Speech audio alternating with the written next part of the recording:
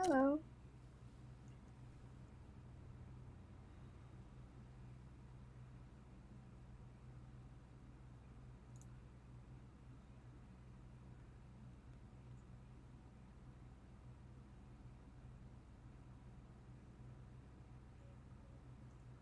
Okay. I'm out of space again. So I'm streaming so I can have this recorded.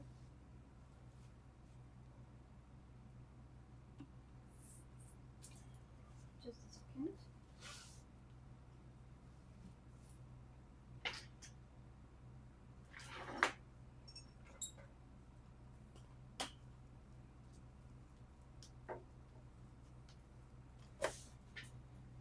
Alright.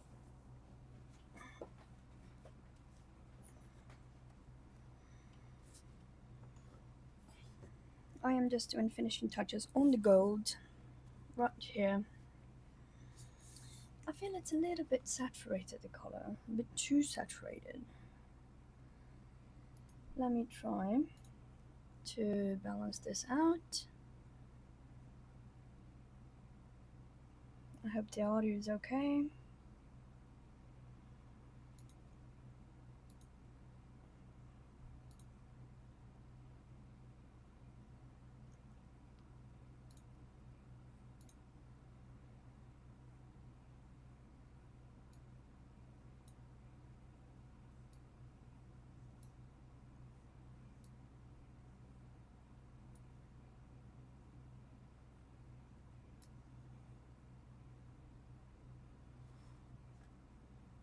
Yes, it's pretty good. Alright, we can start a little bit. I'm using my polychromos. I did base this with watercolor. I want to finish, where's my black pencil? And yes, I use black on my gold. What are shadows here? Oh, here. This is black. I'm using also green gold and ramber. Yes, ramber. And I'm using the black first because I want to do these shadows. I think I'm gonna have to turn this. Let me just okay. I need to remove my water from here. Hold up.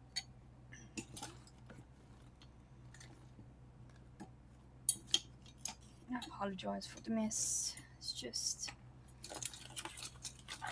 I'm still editing a video that is supposed to go up yesterday, and I don't have any other room to put these, but I want to finish this today. So I need to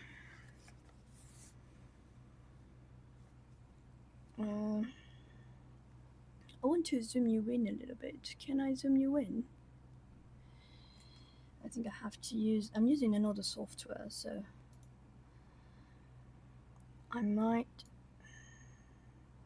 yes, okay. This is good.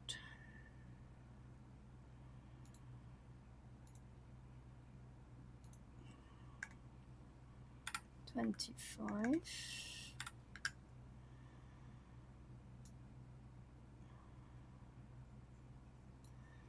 Oh, it's 250% of my zoom.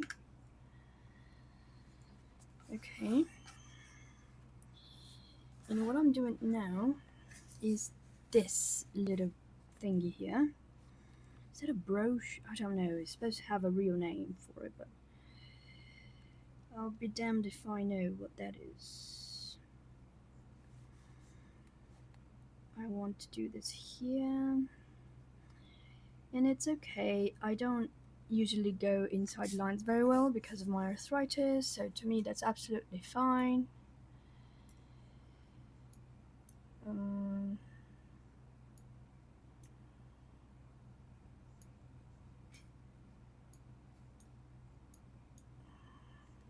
Oh, hello, Chrissy.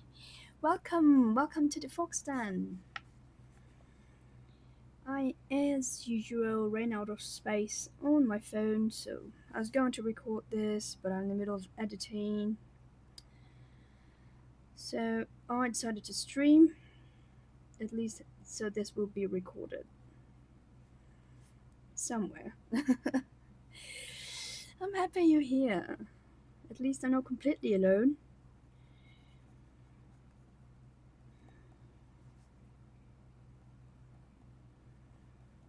And this is meant to be just finishing touches of this Hanna Karlzon page. I started this 2 live streams ago, I believe.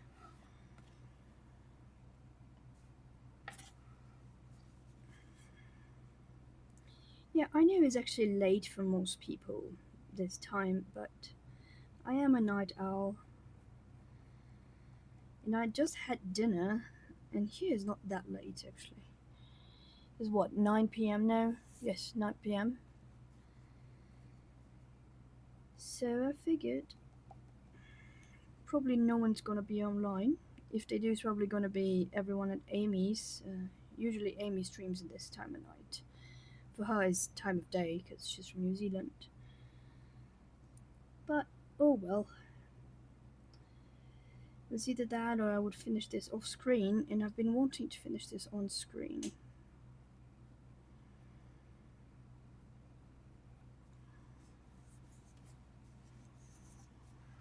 What are you up to? And what time is it over there? Are you a crazy night owl like me? Or in your area is actually a decent time?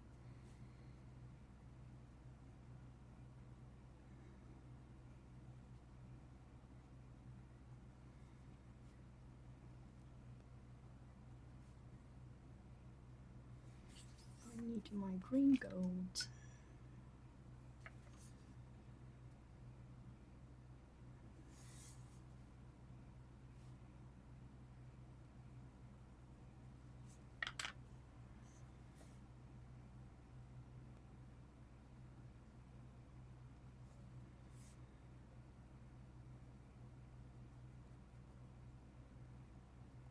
I'm going really gentle with my pencil. I'm using polychromos, so it's oil based.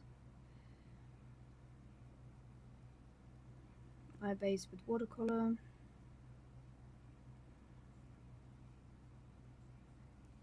Just a flat layer.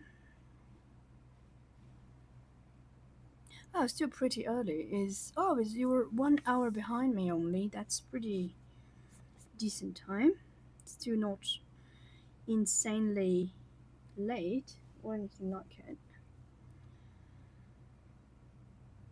Is there anything else I need to do here? Here maybe, and a little bit here.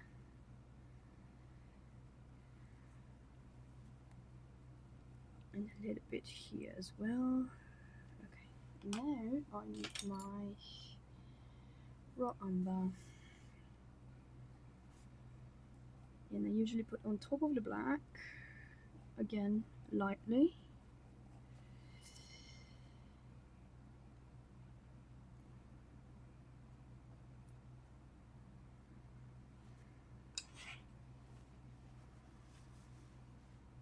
I'm trying to find a way so this doesn't, my head doesn't cover completely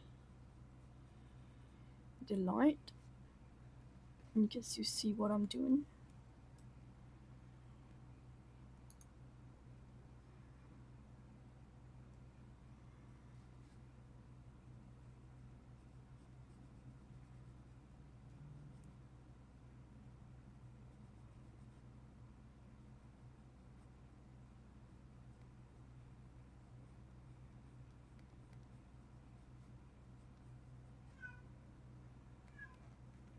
If you hear a meow, that's my cat.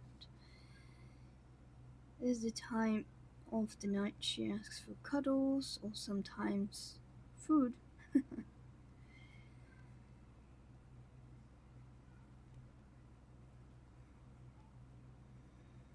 But my aunt is home and she prefers when my aunt's the one feeding her anyway.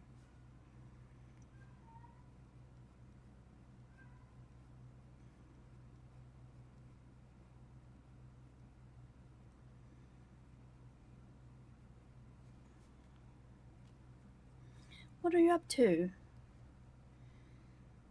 You coloring some as well? Or just looking for entertainment on YouTube? Or color tube? Who the hell said color tube that I could not get out of my mind? I think it was Jackie at Spare Room Studios. Spare Room Studio. Yeah, that.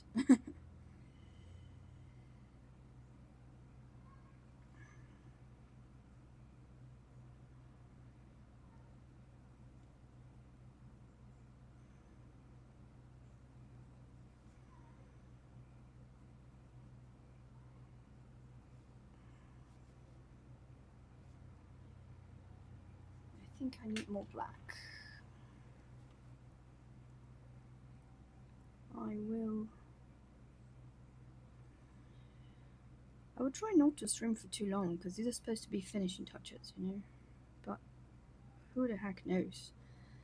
When I first started this portrait here, I thought it would take me like 2 hours. Oh yes, nice. Sit down and call it time is the best time of the day. I did walk my dog today.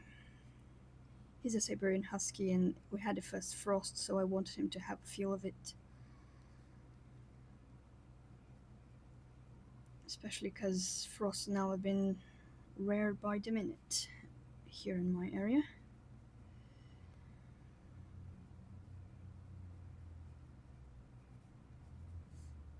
Alrighty. I'm gonna end this. What's your dog? Is he old, new, a pupper? Is it he or she? I love to know about other people's pets. I'm a proud pet mama, so I always want to know about other people's pets as well.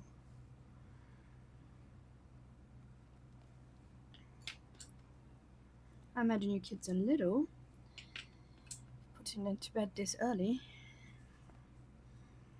I mean, I suppose the correct thing to do would be everyone be in bed at this time, but I highly doubt that most adults or late teens do that. Even me, back in the early 90s, I definitely was a bit of a night owl already and was not going to bed when I should in a decent time, which I do not recommend for children, but I was a rebel. Oh, hello, Kitty. You are not. You're gonna smell the microphone, really? You can't stay here now. Oh god, really? Oh god. Alright, okay, alright, okay. You can stay here if you want. But not on top of my book.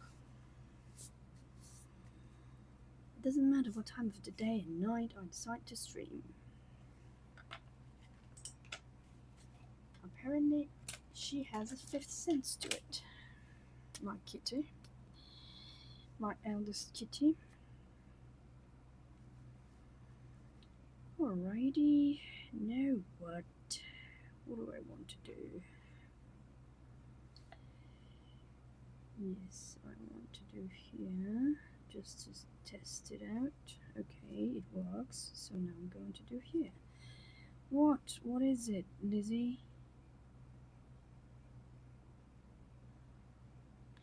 Pitbull that makes. Oh, darn it. Oh, he's gorgeous. He is also a rescue. Someone around these parts bought a husky, actually 2 huskies, and thought they'll be easy to handle. And I'm guessing that person had no idea how to handle a dog, let alone a Siberian husky. Because he lost his temper pretty quick when he found out they could howl.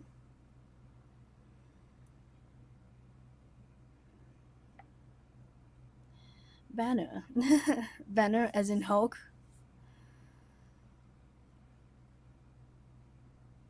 Oh, my dad had a pit bull She was very well loved while she was with us.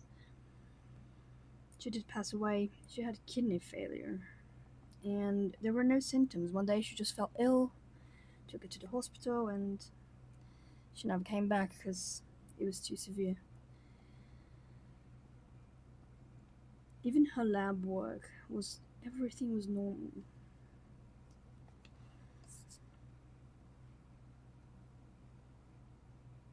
Oh yes. Oh God. Don't, Lizzie. Come on. Come here. Yes. No. No.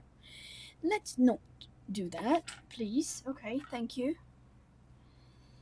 Oh, beautiful. Oh, Snow has his eyes are more hazel-like, but depending on the day, like today when we were at the park, he his eyes was really green, and that's another thing. I'm glad that the person owner of the kennel that my oh she definitely will not be ignored. She's here giving me the judgment stare now. And I even put a little cushion here near my desk so she can lay in it. Does she want it? No. The kennel where uh, he came from, he was sold from initially, found out he was being mistreated. Both of them. I only have one, but that guy had two from the same litter. And he's white, and he wasn't spayed nor neutered. Oh, Lizzie! He wasn't spayed nor neutered, so I'm glad he came to me afterwards.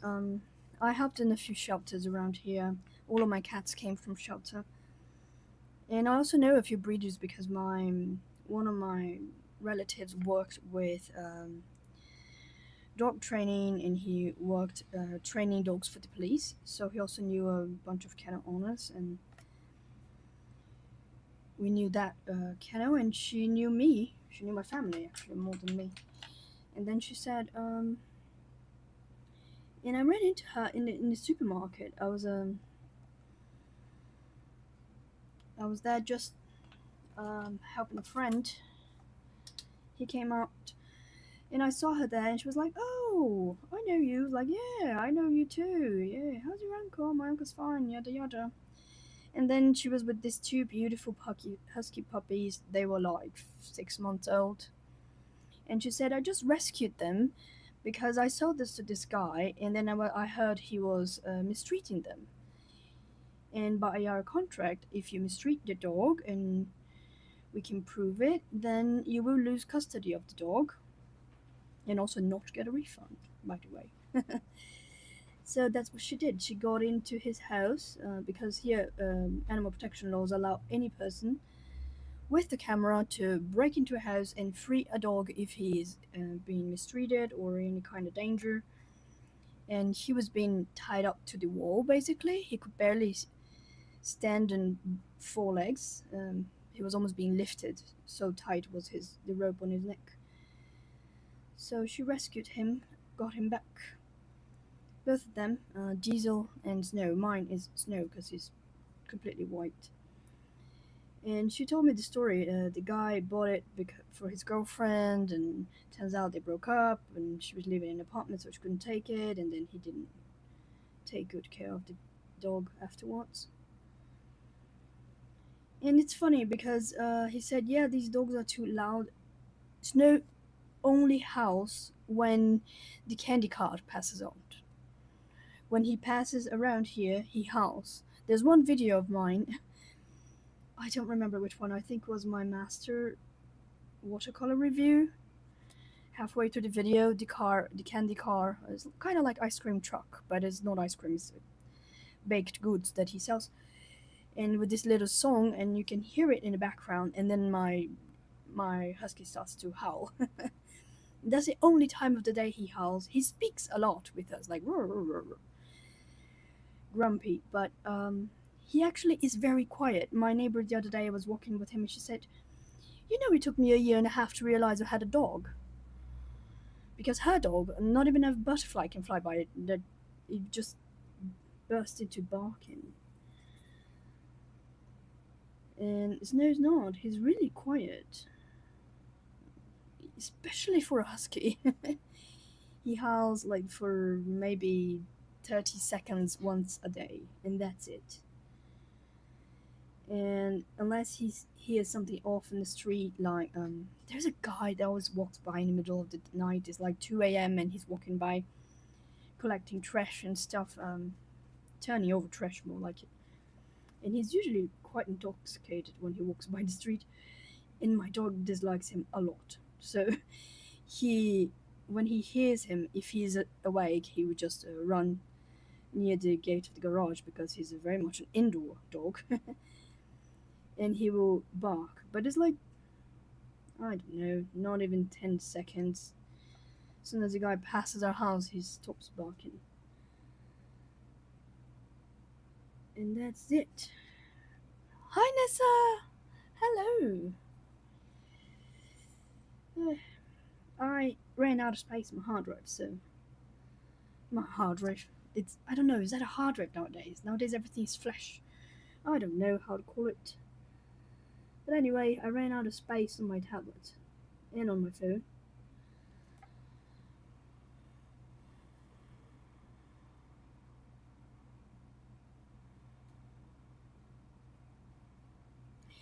What does it mean when a dog is emancipated?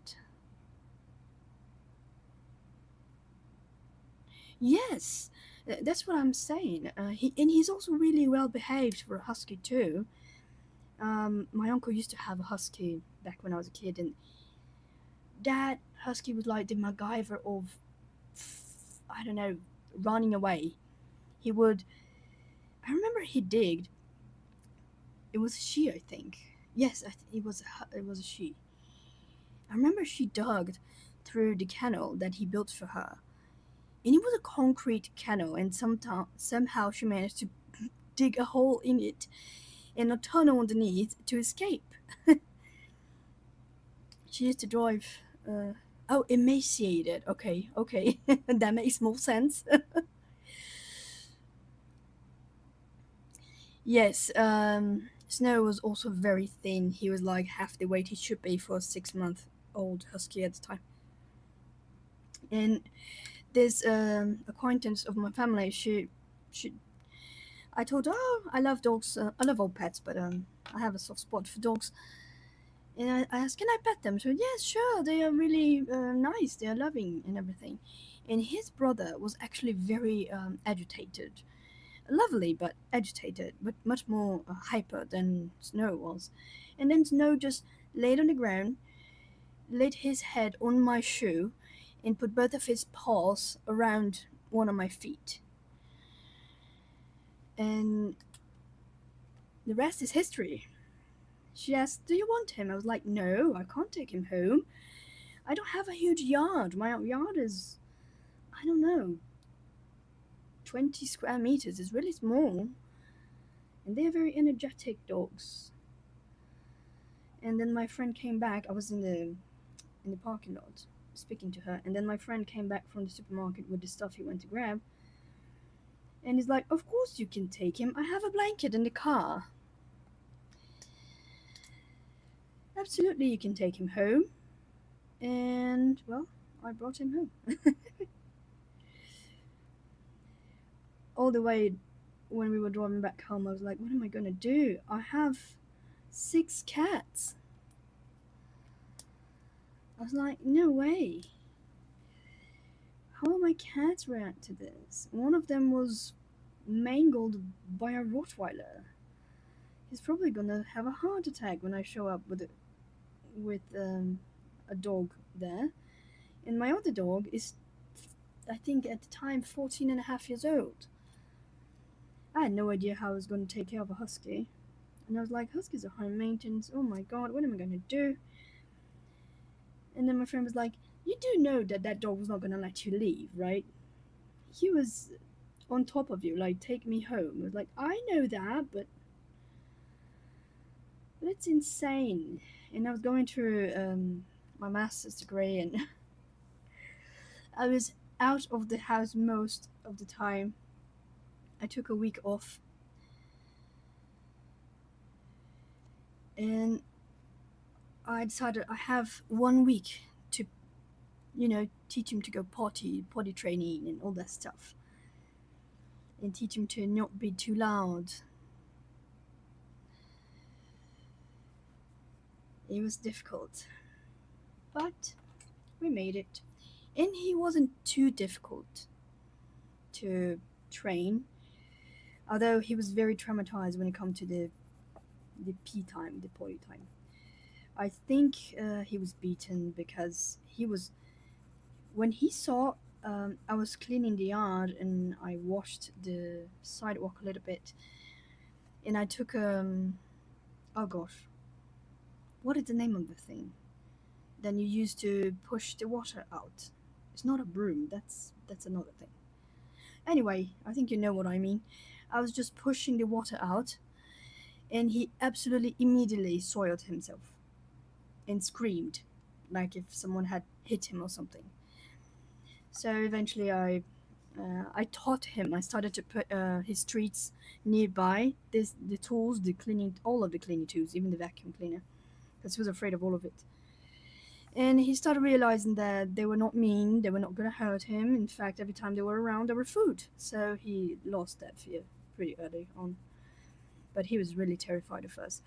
Even nowadays, he does not lift his leg and he doesn't bend down for peeing. He just stands there like pretending he's not doing anything, staring at nowhere, and he's actually doing his business. I think he does that. I think it's because of whatever he went through before me. But nowadays he actually does that still, but he does that looking straight at me, like, where is my treat now that I'm peeing in the right place, human? See, I'm peeing, human, where's my treat? So it's a whole different type of of thing right now, but he does that still. He's still he's very low key when he's doing his business. And he is my baby, he really is. He is getting old. That was a long time ago because he's getting old. And I noticed because he was never clingy. I mean, he was always very loving and loved being pet and taken care of and cuddle, but he had a threshold. He had to just get up. He had to just get up and leave for a minute. He would get tired. And nowadays, I also taught him to stay alone because I was working in a hospital at the time and also doing my masters. So I was teaching him to stay home unattended with his toys, and I would fill and freeze those toys you can fill up with treats. And I would feed him through that partially. This is walnut brown. And it was really, he actually adapted really well. And my cat, the one that was mangled by a Rottweiler, he doesn't like the other cats. The other cats don't like him. But he loved snow, and within, I think, 3 or 4 days, they were already all sleeping together. My survivor cat plus my dog. So things work out for the best. But I confess was touch and go for a moment. I was like, how the hell am I gonna take care of a husky? And also, I would literally make him nap because huskies are natural afternoon dogs. They do sleep too later, and they naturally that should be. Oh, Chris, hello, hello, hello. Oh, I'm glad. I'm glad you're here.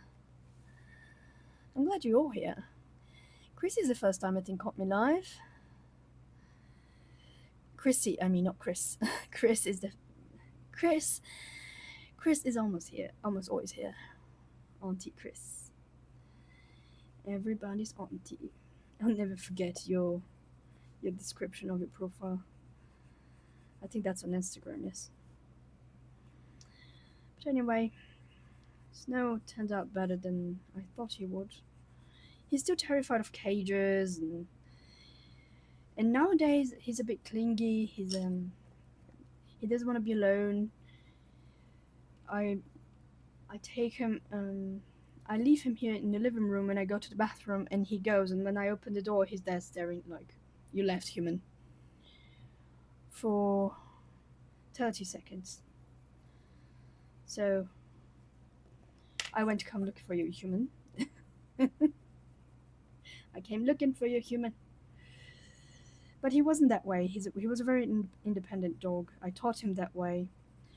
But I don't know why he's not that way. I think it's. Oh, sure. Don't worry.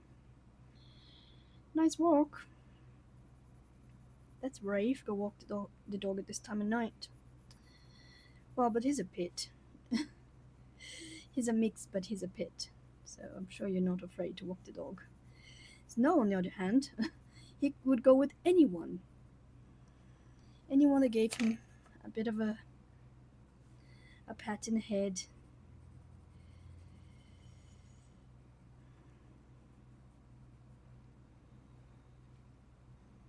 Oh yes, well his name is Banner. He better be protective.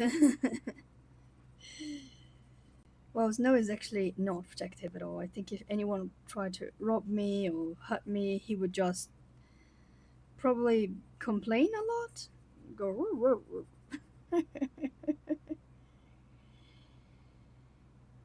Oh yes. All right. Nice chat with you, Nana. I think if a thief walked into my house, he would show them where the TV and all the goodies are. If someone gave him pets, someone pet him a bit. Belly rubs, scratch between the ears, all that stuff. He's not exactly loyal, I can tell you that. But he's lovely and he's getting old. And it breaks my heart because I know they don't live as long as we do.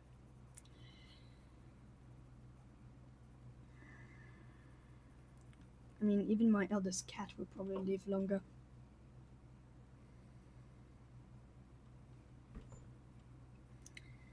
Are you done, Lizzie? Thank you.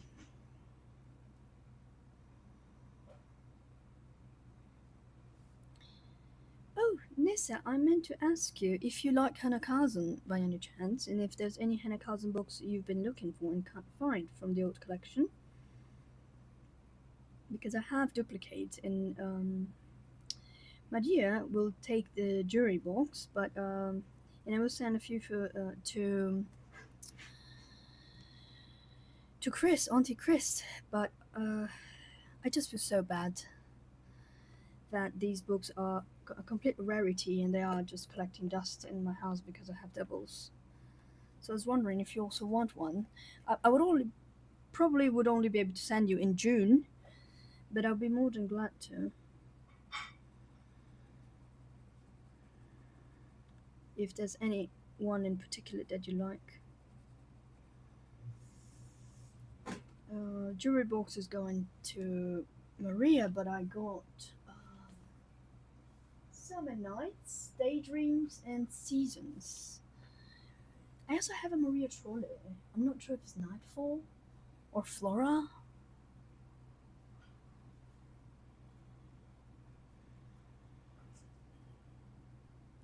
So let me know which one you like. Seasons, okay. Seasons is one that I know 100% sure that is uncolored, so I can send you Seasons. But even the ones that have pages, like 1 or 2 pages, none of them have much colored in them. I also have a Maria Trolle one, I'm just not sure which one it is. That came as a bonus on this box I got, full of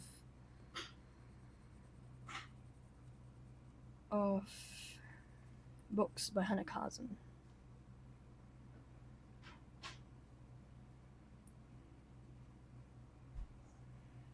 But again, I can only send them in June because I'm already going to send stuff to Sweden, Ireland, and the United States this month. So I'm gonna leave a few of my shipping budget for next month.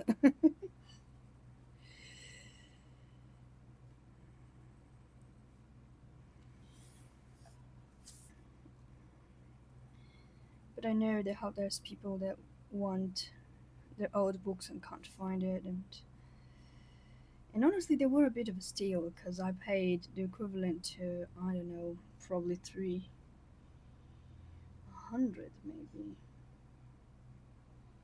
It was probably like 100,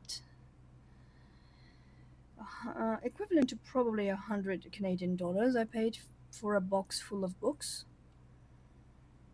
So it wasn't too bad, the pricing,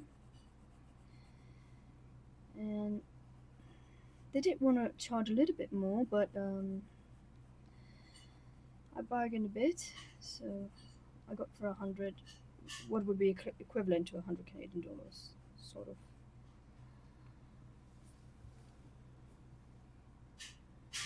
Oh, nice. Oh, okay. I have no idea if that one has black paper on it. I know Nightfall has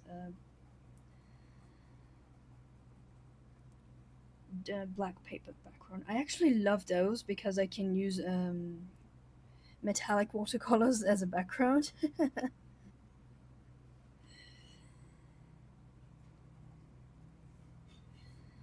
And I want to. The reason I'm streaming today is again I ran out of space on my phone to store stuff, so it's hard to just stream because I want to have this on record, and I want to start on my RJ page. Oh yes, well to me I like more because of the black background, because I didn't know where else to use my metallic Gunzai Tombi paints because they don't look the best on light paper, and then I would have to paint it black, and I was like, I don't want to have to paint it black. Don't we have something that's already black? And when I found out there was one of her books that was basically over half of it with a black background, I was like, okay, that's the one I'm going to get, and I got that full. Oh, you were in art class? Oh, that's so nice. What is your art class about? Is like everything, a little bit of everything, or you focus on something specific?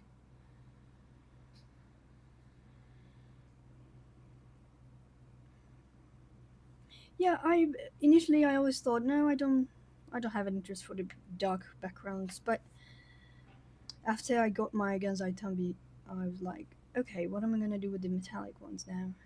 And there are ones that are like opalescent, and I was like, where am I going to use this? They only basically show up on black paper. So that's how I ended up giving it a go. And it turns out it was rather fun. Very easy, easy backgrounds.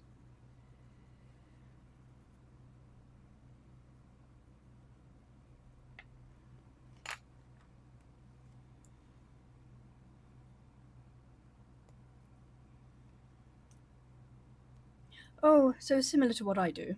I go to art class, and yes, my instructor or teacher or whatever, she's an expert in what she does. She's got a post PhD and stuff in history of art or something,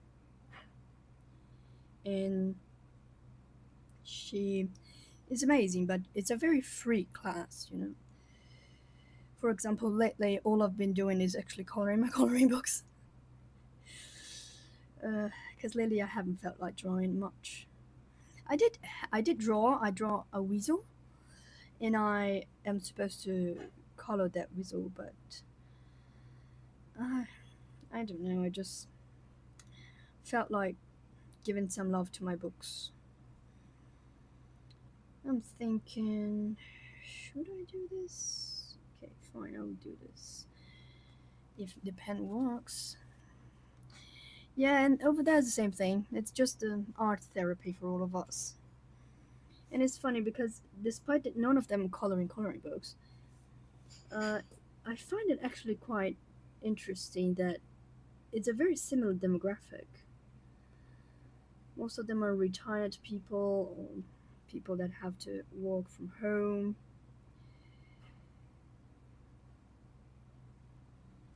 it's basically they go there for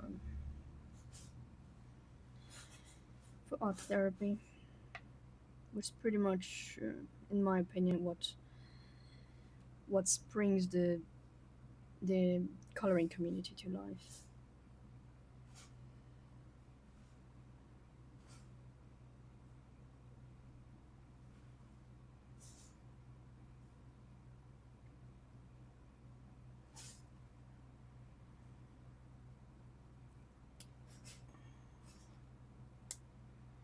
Well, that's nice. I wasn't feeling much in terms of sketching lately. That's why I kind of took a break from sketching.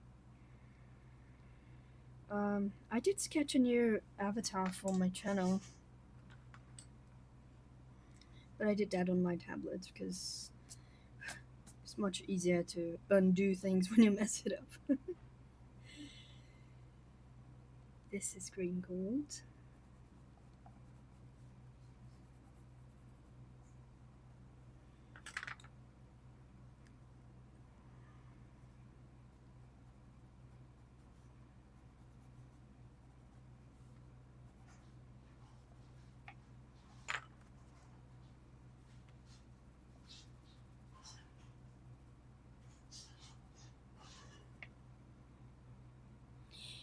Yeah, I sent her an email like 30 minutes ago or something, just before, 45 minutes ago, just before I start streaming. We'll see what she replies tomorrow, because she's probably fast asleep by now.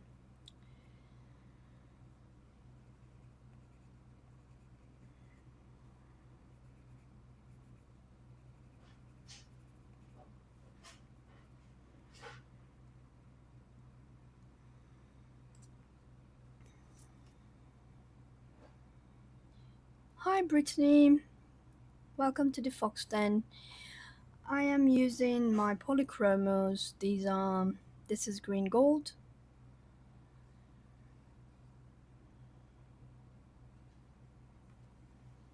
Oh, that's nice.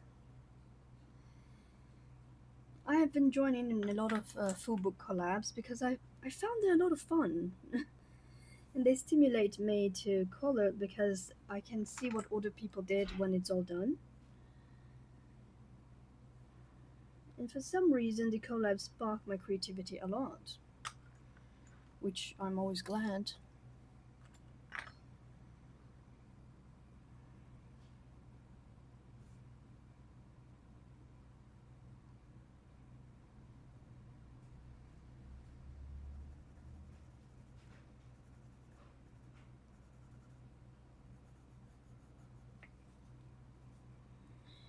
Brittany, I did use watercolor here first. I did a full layer. I did that on my other live streams. Feel free to check them out if you desire.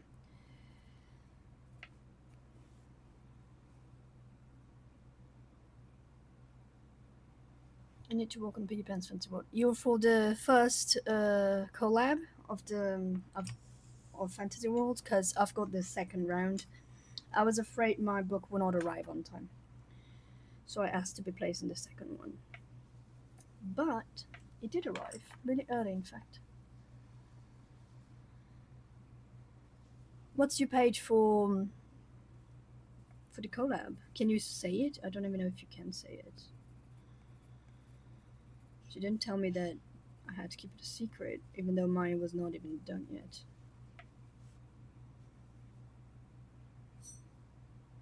I chose the Mermaid's Bay.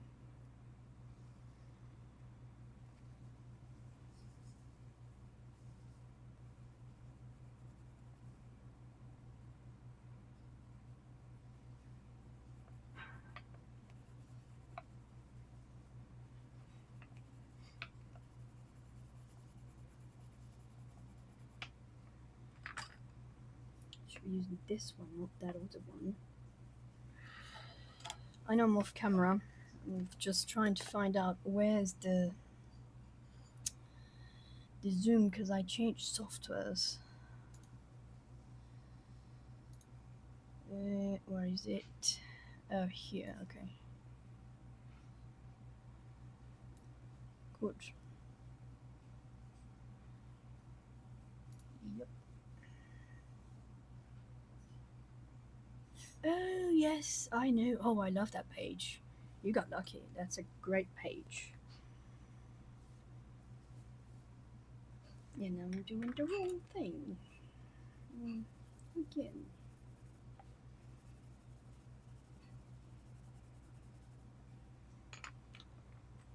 Use Ivory now? Is the page with the front face? Yes, okay. By the way, I am top chat, live chat. I need to put that live chat on.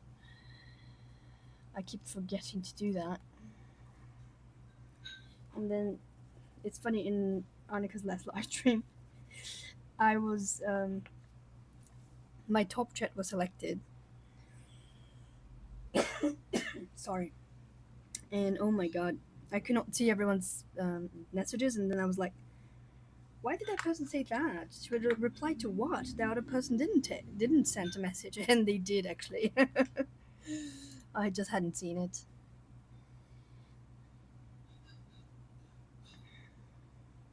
Oh, of course you do great, Nissa.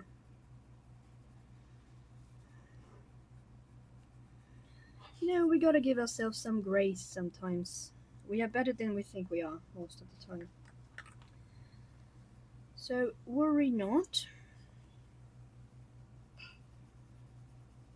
But I understand the feeling because I get really with butterflies in my stomach when it's time to send my page in when I do collabs. I'm a bit jittery of doing this collab with Jess because I never done a football collab organized by Jess before. So I have no idea how that's gonna go.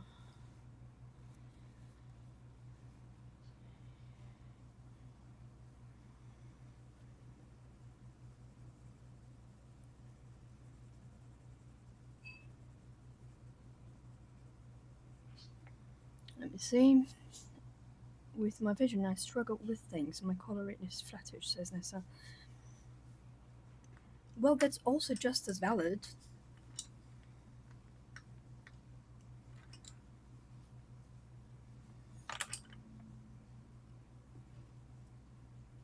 When I'm coloring Rita Bauman's books, I do mostly flat coloring.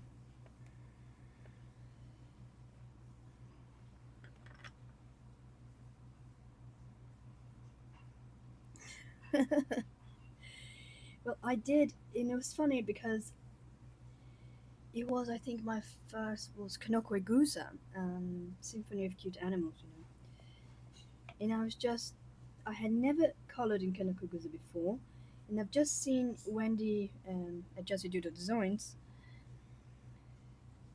um, saying that she was doing a collab, right? And then I went there and I emailed her, and I think she was online because within under a minute she replied back saying which page I could have because my first and second options were taken. But it was like, I was like, oh my god, I'm in. I barely written the email. I barely clicked send, and I'm in. Yes, that's true, Nessa. Gotta do what you like doing, what it feels enjoyable, you know? I became obsessed with light and shadow after a few classes that I attended in my art class thingy. I really started to like it, but um, because back then I liked to do everything pastel tone, really muted, but also really light colored, and now I don't. So we changed too. Also, I do love layering colors, like with my polychromos, for instance. I absolutely love it. Why is this not writing? I was just using it. Oh, okay.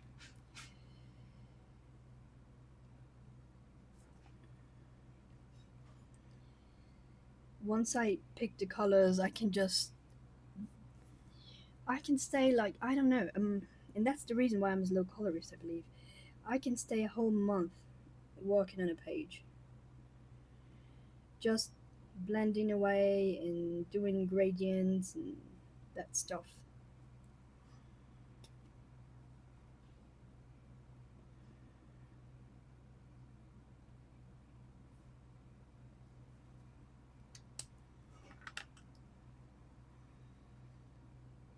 And I can lose myself. I can lose my sense of time, you know? Kind of like the other day that I streamed for, I don't know, 6 hours. I didn't even notice because I was having so much fun. Coloring and chit chatting.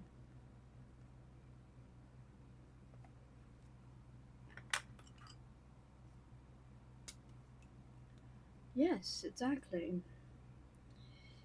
And to me, it depends on the artist, but some artists make me feel like doing certain things. Like with Hannah Karlzon, I like giving a bit of depth because I feel her sketches are a bit.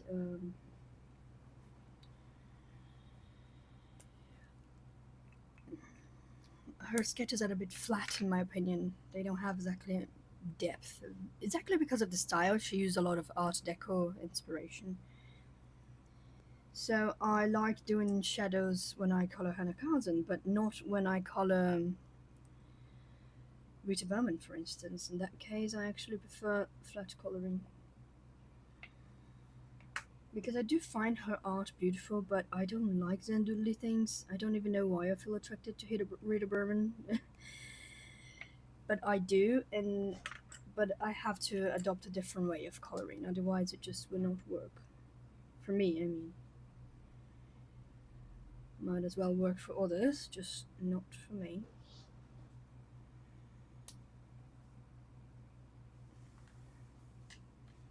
Where's the other white gel pen? It's not the one I want. Oh, it's here.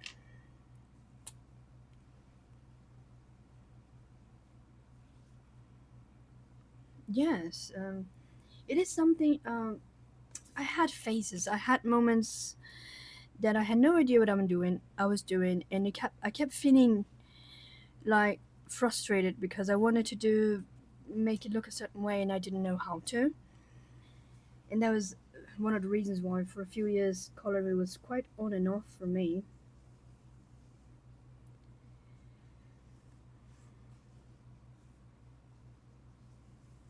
But then I learned a little bit more on how to get things the effects, give the effects I wanted to give,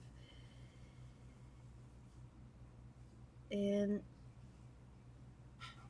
then eventually it finally stuck.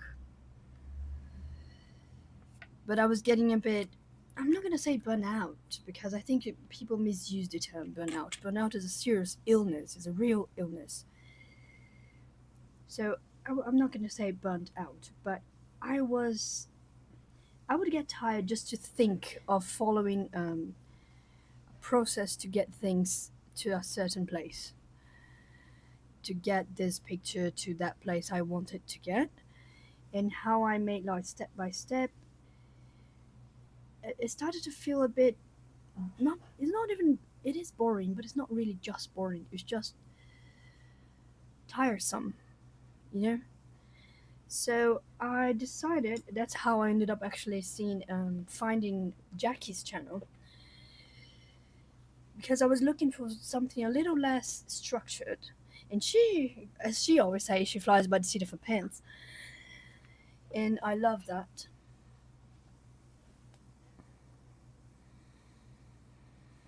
I think that once you saw something, like, for example, when you were, I think you were watching this portrait as well, right? You saw it happening. You saw the process. You don't need to necessarily write down, oh, colors and this or that. I mentioned the colors I'm using just in case someone wants it, but I really, I don't like color alongs in the sense that I'm gonna show you step by step how I do it because I think that it stops being a creative experience for the person if she's just following directions.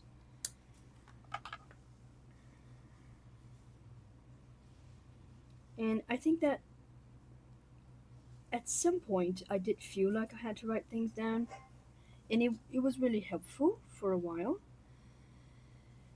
But things change, you know? They definitely change for me. That kind of thing, like, oh, I'm going to create a color combo. I don't create color combos. I grab whatever I see in front of me. For instance, this gem here, I was not happy with the results.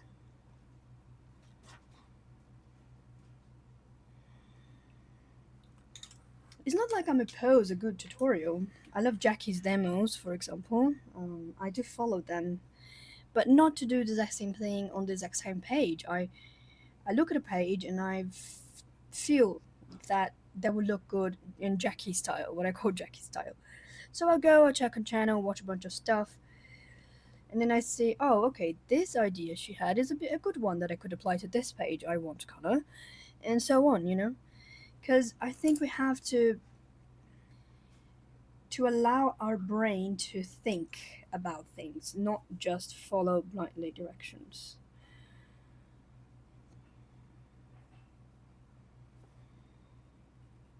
And I know it's a hobby, and if for someone the most relaxing way to do it is just follow instructions so they don't have to think, because maybe, I don't know, the person's a number cruncher or something, and the last thing they want to do is create a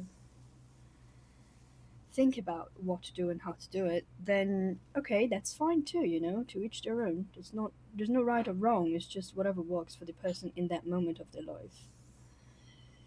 And also, those things can change and it's absolutely fine, you know. You one day might feel like you're a super planner, super creating color combos, and other times not. And that's fine. Oh, we have you back, Chris. Nice. Yes, yes, yes.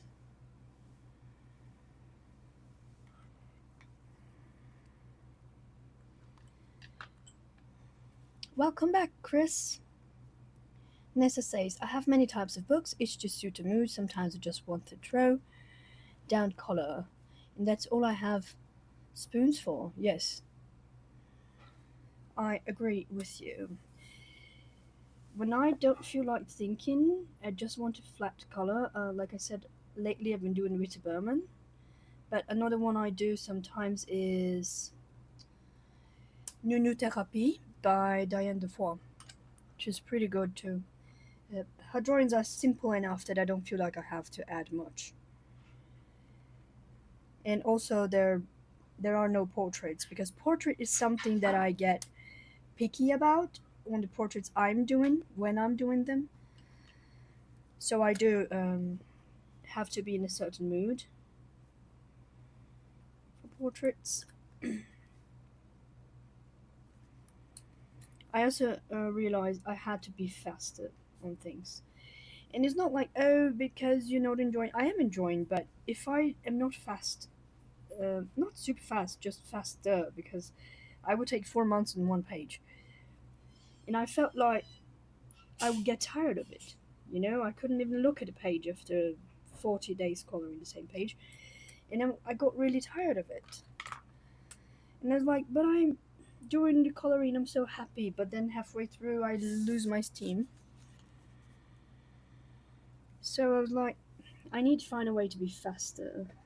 And then, right when I thought, if I color more often, I'll be faster. And then I got my arthritis in my hand. And I realized, I need something else. That's how I ended up going after gouache and watercolor. I want this one.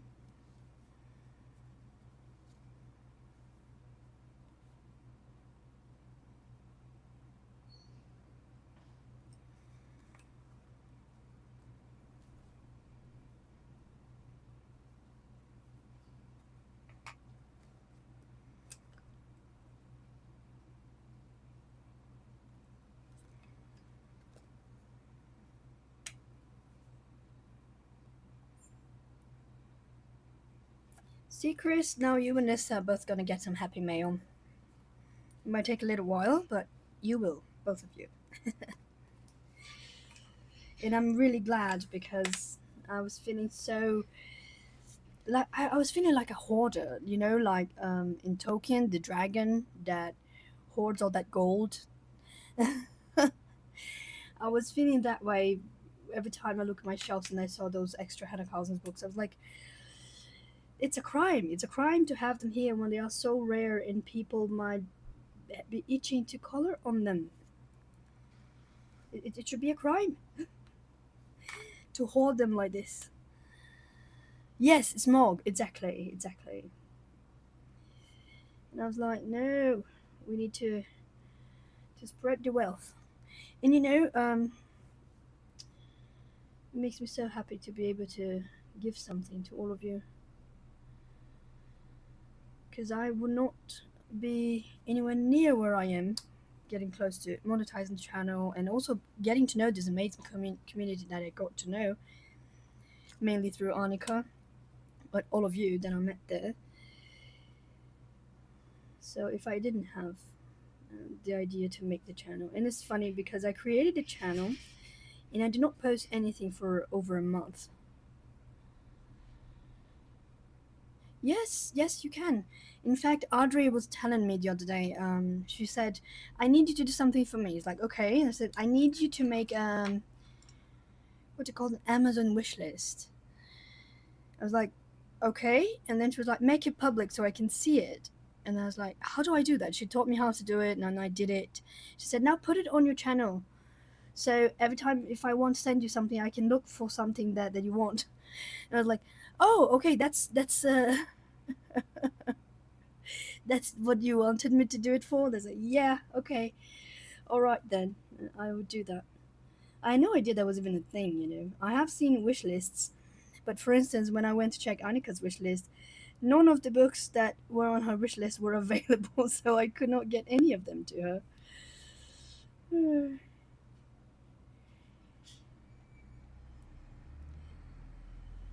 I did not know that you could buy something from someone's wish list and send it to them. Quite a thing I learned with the community. Why embarrassing? There's no such thing as an embarrassing wish list. I had to create one just for the channel because if I were to just share my personal wish list on Amazon, it would be weird because I have things like Tupperware. Yeah, exactly.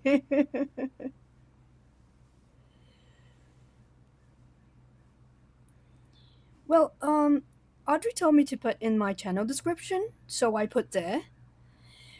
But I remember I found Annika's wish list in one of her videos, in fact. So I don't know. Oh yes, the same thing for me, Nessa. That's why I made a separate wish list. I wrote the name of the channel, like this Fox Arts, and I made one there because my others is like, oh, I see this, and then I want to keep track of the price, and I add to the wish list, or I add to my cart. But then when my cart gets full and I need to remove some stuff, I keep saving it for later on my wish list, and next thing I know, it's full of junk.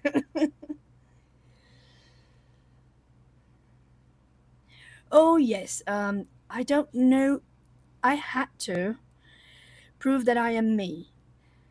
Because if you don't prove you are you, you cannot even, like, even if you had the amount of followers that Claire has, you still not will not be able to monetize because they cannot confirm identity.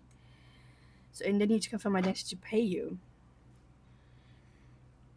And it's the same for anything that will become a link that can be sent elsewhere. Because if you put a link and it's, I don't know, fishing or a Trojan horse or something, then they know who they have to report, not just as a company, but also like to the authorities and stuff. That's why that you have to confirm that. But if you don't want to do that, oh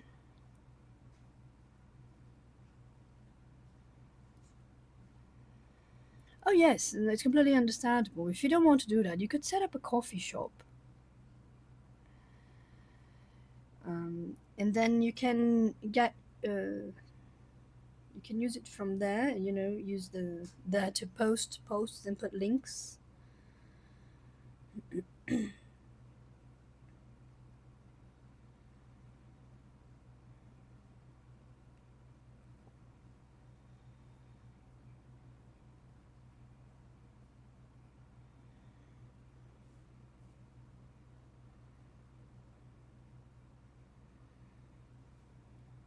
Yes, if that's sort of thing you want to do, you can literally just, for example, you know what you can do, Nessa. You can put your wish list on your Instagram profile.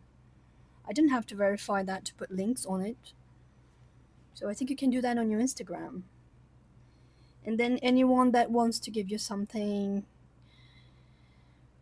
you can just tell them that it's in your Instagram profile, your wish list. Anyone that goes to your profile will know anyway, which is also fine. I never thought I would want to make a YouTube channel, but I was feeling so lonely. I mean, as in my hobby, it's like no one understands my hobby.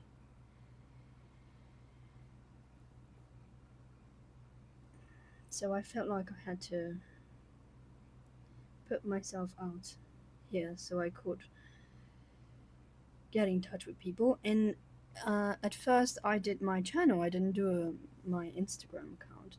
It's because I actually dislike Instagram more than I dislike Google and YouTube. Because at least with, for example, I can disable Gemini and all that crap.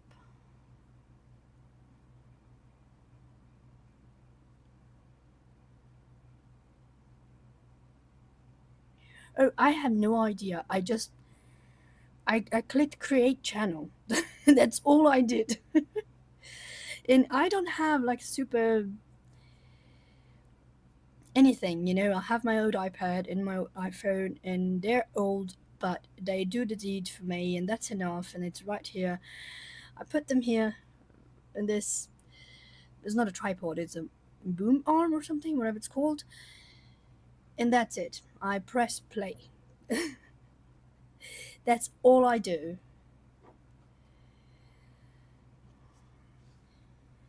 I'm really bad, and in fact, I use CapCut to edit because it's the only one that I found that I can put it on my tablet and do it with my fingers. My issue with the recorded videos is I have ADHD. I am talking to you now. In 5 seconds, I will not remember what I said. So I am aware that most of my videos might be really repetitive because I never know what I already said, what I didn't say. So I just don't. Ow, ow, why are you biting me? Darn it. I tell you, I swear, my cats know when I'm streaming, and they choose that time. I'm like, ugh. Why are you biting me, Kitty? Yes, same thing, Chris. In fact, there are a few videos that I colored and I completely deleted like 2 or 3 hours of coloring because I was coloring off screen half the time. And I was like, oh, darn it. I imagine so. Until Chris says, Nissa, you must have the cheapest phone bill ever. Oh, my phone bill is definitely not cheap because mine is a family package, and it's the what is it called? Optic fiber internet in the house plus the one for the 5G on phone, and also cable TV included. And I did ask, and also a landline. Yes, I do have a landline. No one ever called that landline, but I do have it.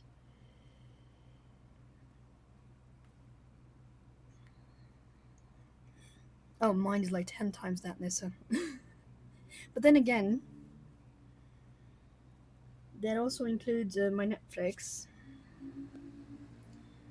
because my Netflix partnered up with the phone company.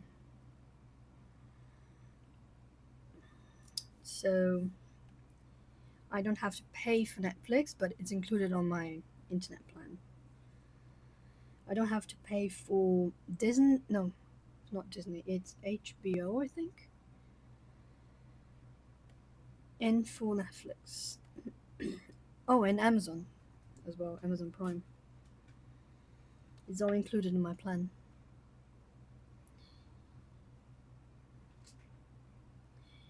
This is one thing for me I absolutely hate with a vengeance, talking on the phone. And this is the main reason for over a month, I do not upload anything on this YouTube channel. I hate the sound of my voice.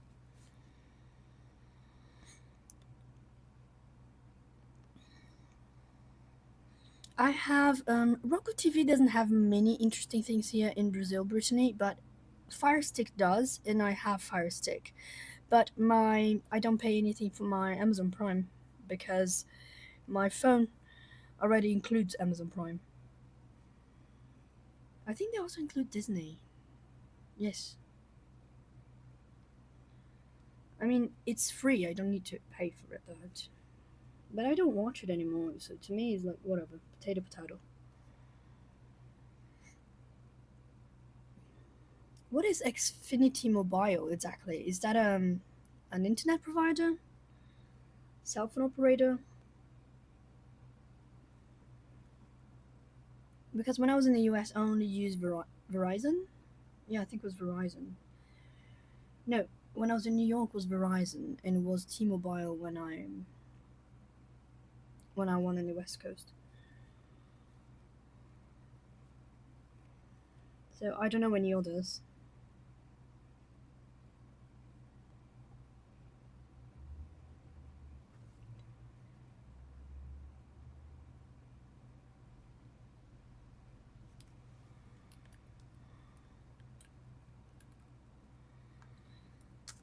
Okay, I need my raw umber again.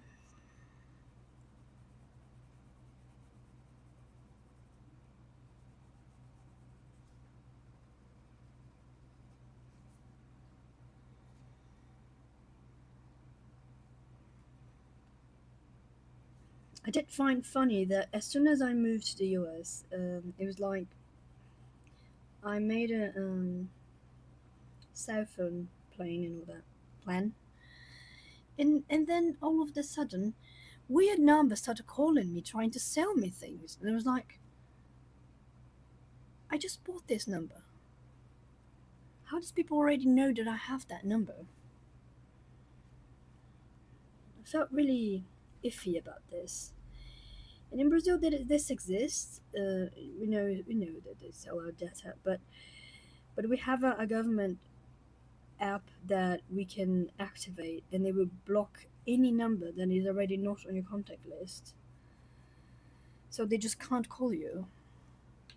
No, that's okay. It's been so long. I lived in New York City for the first time. There was a long time ago, 2009, I think.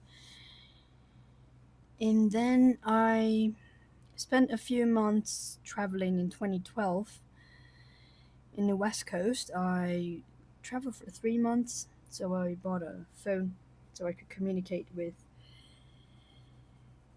my family and friends that also live in the US and stuff. And I also stayed 6 months, 8 months. I think it was 8 months in Canada, in Nova Scotia, Halifax. I was doing what is it called? A certificate program for international economy, international sales, stuff like that. And when I was in New York, I was an intern at the United Nations.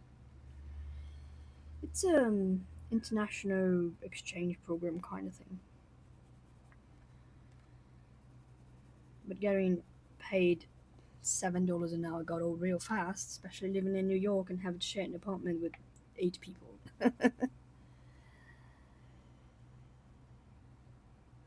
Early 90s. It's been a while. And I do remember that I loved the wind. I loved the wind because it wasn't a wind that would freeze your soul, but it was just always windy. So even when it was summer and hot, you were not melting inside because it was always windy. And I really liked that. I visited a friend once also in Michigan, but I never lived there. Just I know I told you this before, but it's just no one else understands when I say I miss the wind in Halifax. And even in the coast of Nova Scotia, I also went to just to visit for a weekend to Newfoundland and Labrador. They also um, it, the wind is just it's from another world, and no one understands when I say that. I think maybe some people in San Francisco might understand that. Maybe. Well, it's funny, Chris, because in Brazil, traveling to other places in Brazil is more expensive than traveling to the US. The same for Canada and most other countries, except like maybe Japan or something like China, Japan, Russia, things in the other side of the globe. But everything else is actually much cheaper. For example, I've been to Argentina because it's cheap to go there. In fact, it's so nearby me that I can drive there. I think it's a 6 hour drive, but I can drive there. But to Brazil, I actually never traveled in other places other than um, Sao Paulo, which is a state above me. I live in the south of Brazil, so and Sao Paulo is southern. So I went to Rio and Sao Paulo, and to Rio was just a layover, a flight layover, just like you, Chris, just like you went to New York. And I didn't like much because I don't like the heat, and Rio is really hot.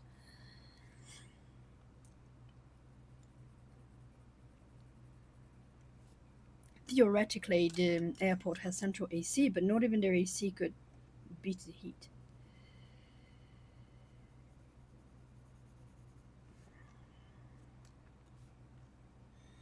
And I did want to go to Oregon, also in the United States, when I was traveling to the West Coast, but we basically ran out of time a little bit, me and my friends, when we traveled. My friends, I never even knew those people I traveled with. They were co workers of a cousin of mine. And then they offered if I wanted because they had one spot left. We were in 10 people. And I was like, you know what? I'll go then. And I traveled. And that was it.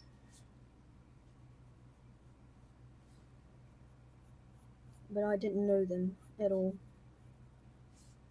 And I actually haven't seen anyone since then from that travel.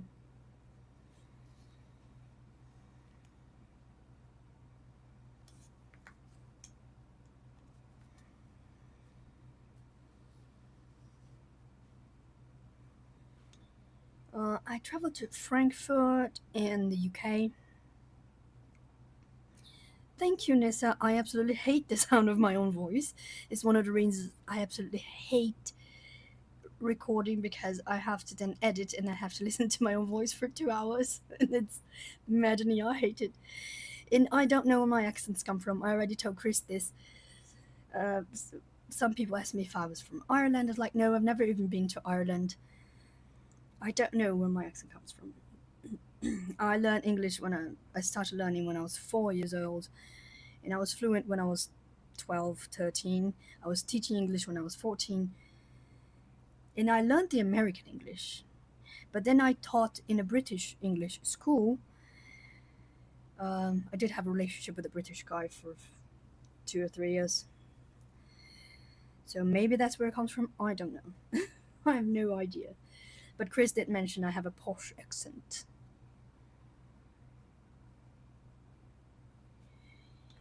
You know what? I have no idea, Nessa. Let me. It's a good question. Let me check. But I did notice you've been watching because you've been posting hearts on my in my videos.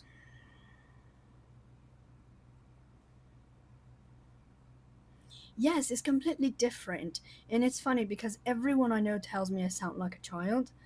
Sometimes when I pick up the landline here, and it's like someone trying to sell something or something, they they say, "Oh, is your mom home?" I'm like, "What? What are you even talking about? You called my house. So if you don't want to talk to me, I'll just hang up now, okay?" Because oh my gosh.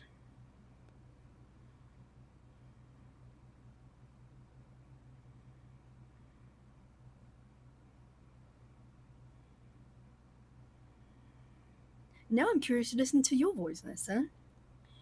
Because Chris got radio voice. I was like, oh my god. And something about your voice, Chris, reminded me of what is her name? Laurie from Color My World. Well, it's a good thing because your voice is radio voice.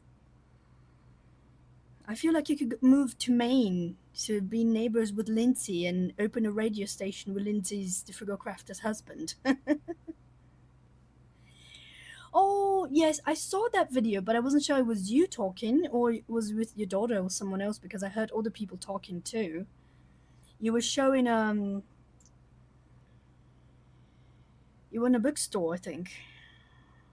Oh yes, an art store, yes. I watched that one. Granted, I was in the grocery store, so. Oh, you know what, Chris? Maybe that's why. Maybe that's why. And it's funny because when I first heard your voice, Chris, I heard to me it was like a deja vu of a friend that lived with me in New York when I lived there. I lived with two Irish girls, one Indian, one from Jersey, and one from what it was it? I don't know. Remember where she was from? Singapore? No, no, no. It was Filipino. She was Filipino. So that was and immediately I went back to that girl and was like, oh gosh, you sound just like Vanessa. And yes, her name was Vanessa, by the way. And she had a really thick accent. It reminded me like I even told her. I told her it's funny because you sound a little bit like that guy. Not the voice timbre or tone, nothing like that. Just the accent, like that guy from TV, the one that bakes cakes. Uh, I even went to his bakery, Carlos Bakery. I think that's what it's called. And I was like, your accent's very similar to his. Back when I met Vanessa, and then she said, well, I think he lives nearby where I live, where I used to live. It was like, oh, okay, that makes sense. Yes, that's it, Chris. Cake boss. Yes, that's it. And there were some intonations of her that reminded me of him, and the same intonations I heard on your voice when I was watching. And now that you mentioned, I think I might have heard that on Laurie too. It's just I haven't heard, um, I haven't watched her videos in a long time because she was into miniatures, and that's not my thing. Where is my YouTube studio? I have no idea. Did I delete the app? Sometimes I delete stuff from my phone because when I don't have space. Well, apparently my views are going up. Let me see analytics. Oh yes, they're definitely going up. I would attribute that to you, Nissa, because a lot of hearts have been popping up in my videos. Oh, and oh, she's back on coloring. I did not know that. It's really up. I think it's the highest it's ever been, Nissa, so thank you. I don't think it's ever been this high in my life. Oh, I did not know this, Chris.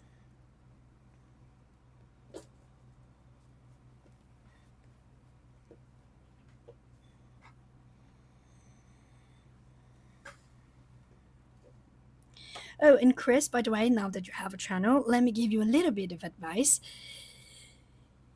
Create playlists and put your videos on playlists, even if that's just one video.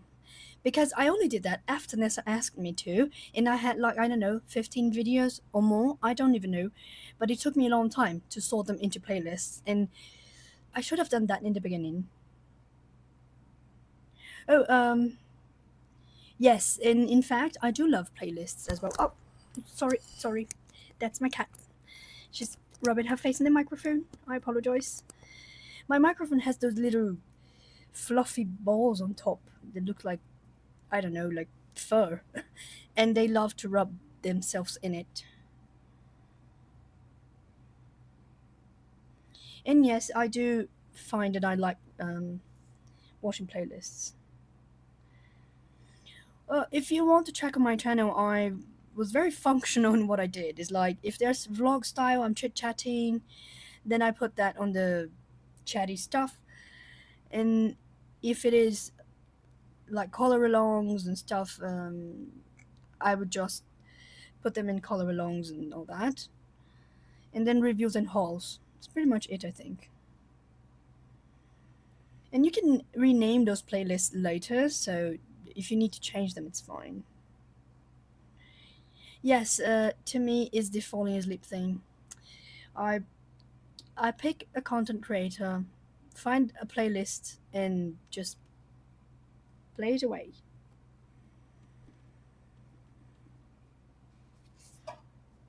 Now, let me go back to coloring because I do want to finish this today.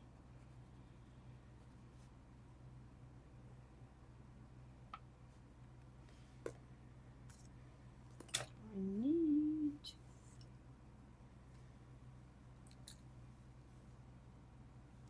I am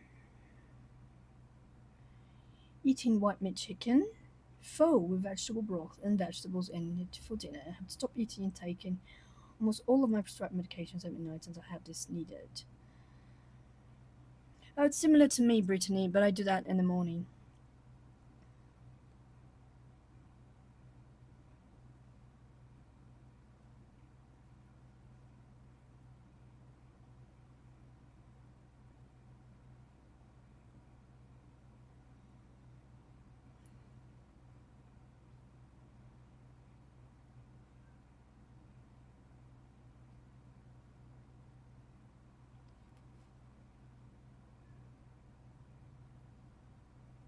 Sorry for the silence. I'm just catching up with chat. With a sip of water at 4:30. Yes. Oh, I don't have any procedure. I just need to take my meds in the morning, and I have to take them.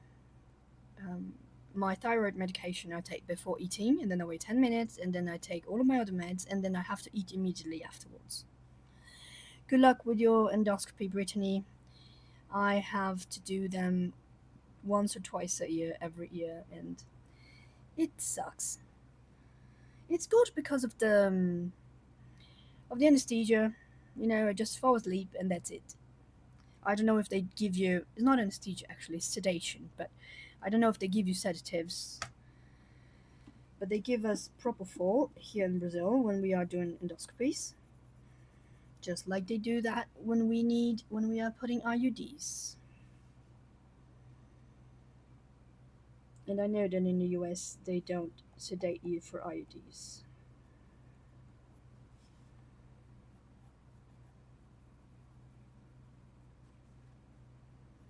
Sorry if my hand's on the front, but I'll in a minute be able to.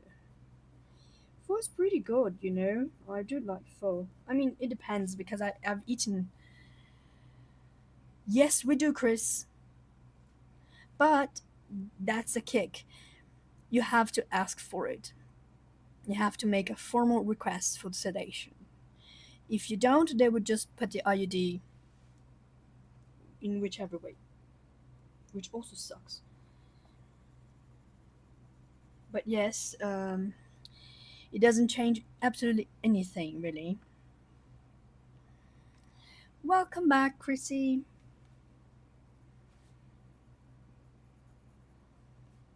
But yes, thank goodness we do get sedation for it.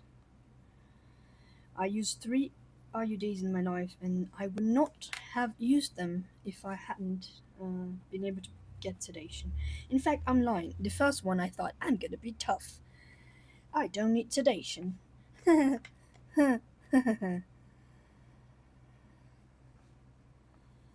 No need to tell you that I never regret something more in my life.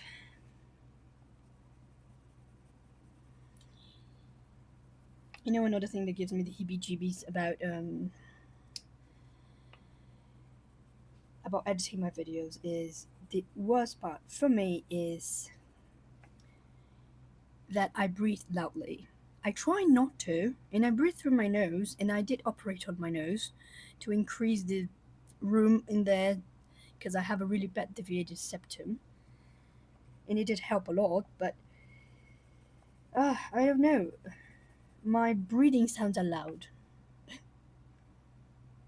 Oh, yes, you can have a twisted colon, and there are several different types. And it's usually about severity, but also about how much of the colon is twisted, if it's just a portion, if it's all of it, if it's half of it, so on and so forth. In my case, I had, what is it called in English? Acid reflux. Thank you, Nessa, but when I'm editing, I add a lot of filters to remove noise, anything that is not my voice, and that's why. Also, this mic that I got now, it's much better in canceling, automatically canceling, or just diminishing the loudness of other sounds, other than my husky howling, as Chris had the pleasure, in air quotes, of witnessing on my one of my videos.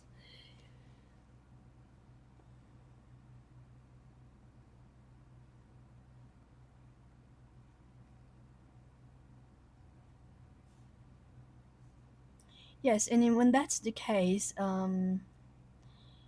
sometimes surgery is required to correct that. Sometimes there are other avenues that can be used, but it all depends.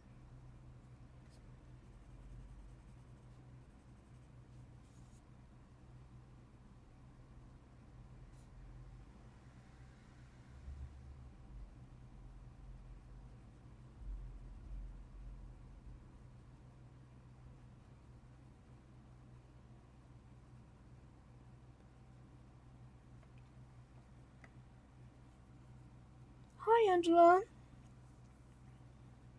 Welcome to the channel. Where did I saw you before, Angela? I saw you before. Which other content creators you go to lives to? Because I saw you on a live stream. I'm sure I did. But it wasn't mine.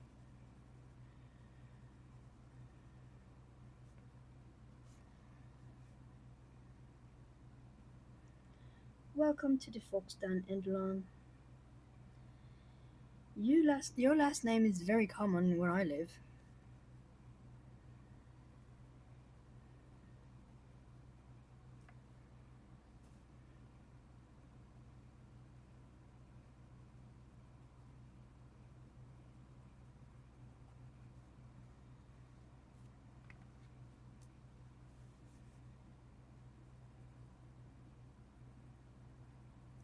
$47.30.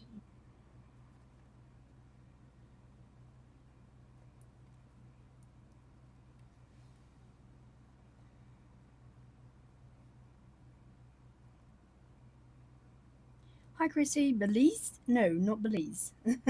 Brazil. Yes, I live in Brazil.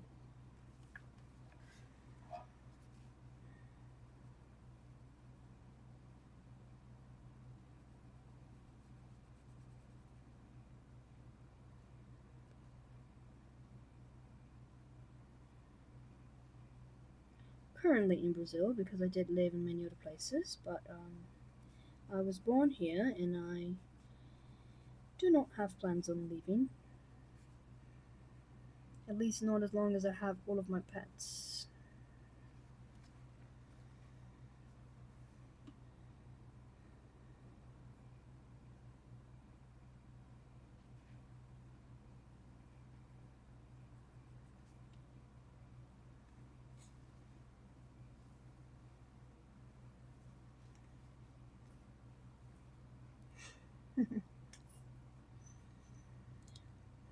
Chrissy, you know Adri, right? She lives in Colombia. I live southern of her. Oh, Angela, yes, she used to be Raven Crafts, right? Yes, I do watch her occasionally, although our time zones are completely different, so you think of Audrey and think I live south of her. Is that for me, Brittany? If that's for me, I have 6 kids and 1 dog. And unfortunately, I did receive a few job offers overseas, one for Germany, one for Ireland, and one from Australia. However, my dog and my cat, even without the vaccination, and they are all microchipped and all of that, but they would have to stay in a type of quarantine, and I can't have that. My dog, he's been through trauma before coming to me. He's a rescue dog, um, and I can't put him through that. He's horrified of cages, of gates, cages, anything that keeps him contained. He accepts the leash because he associates that with something good, like walking in the park and stuff, you know. But he does not tolerate being put in any kind of containment. And he lately, I was mentioning this earlier in the beginning to Chrissy, in fact, lately he's been really clingy. He was very independent. He was okay staying alone for long periods of time. But now that he's getting older, he's been really clingy. I leave him for 2 minutes to go to the bathroom and he follows me. No. Angela, I'm using polychromos. But this was all based with watercolor first, and I'm just putting final details. All of these. Sorry for the shaking. It's my cat. She jumps on the shelf. Um, I was doing all the shading here with pencils, but all of the base color was done with watercolors. I did that on my live stream, in my other live streams. That's why I decided to stream this one. I'm out of space on my cell phone and on my tablet, because I'm editing a video, a rather long one, for a series I'm working on. It's what's it called? I want to dispel myths, like for example, that this is oil based. This behaves oily, but this is not really an oil based pencil. Neither is a wax based pencil. This is all a bunch of mush, and I want to dispel that myth. So I'm working on that video, and that's going to take me a while to edit. So I wanted to finish this and have it recorded for everyone that followed from the beginning to see how that goes, so they can see the finished part. And because of that, I decided to stream. I usually stream on Saturdays though.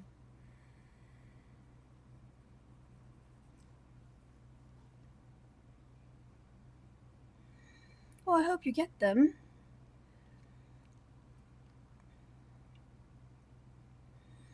Uh, have you ever used a hard pencil before, Angela?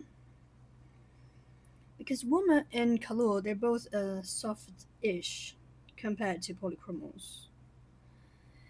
And they're both more opaque than polychromos, which is pretty much what I was talking about in my video that I was editing earlier today.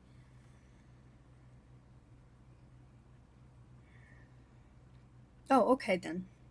It's just that a lot of people are used to really soft pencils, and then when they go for polychromos or any pencils that are harder, they want it to behave like a soft pencil, and it doesn't behave that way. And then people get really frustrated, and sometimes they just ended up hating the experience. I do think we need to manage our expectations on what the pencil was made to do and how it was made to perform.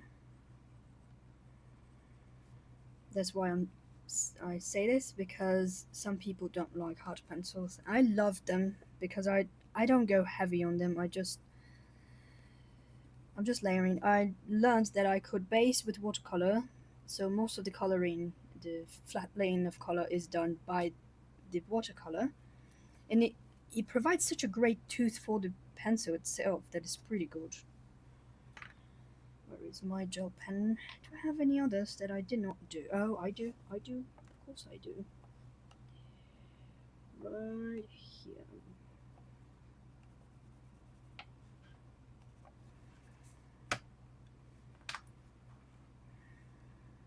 Now I need my white gel pen.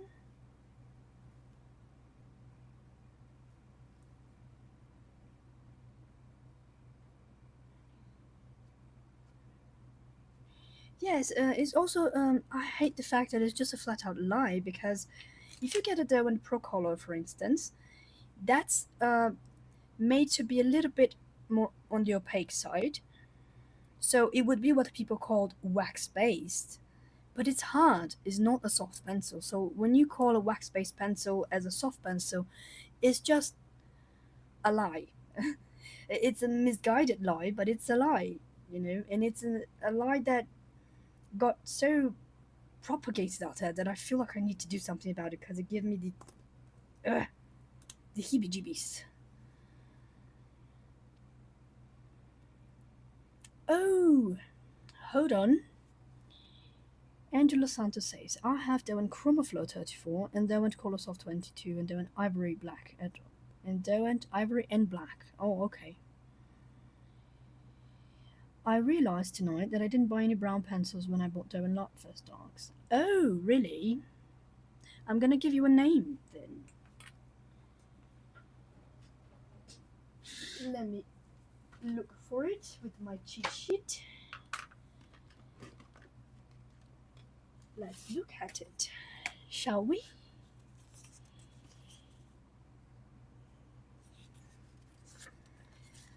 Okay, that's the one right here. Chestnut is a really pretty color. Merlot is pretty good as well, but chestnut I feel it's darker. And there is chocolate is also pretty good. I think it's on the other page. Not? Where is the chocolate? Oh, great, they're not in order.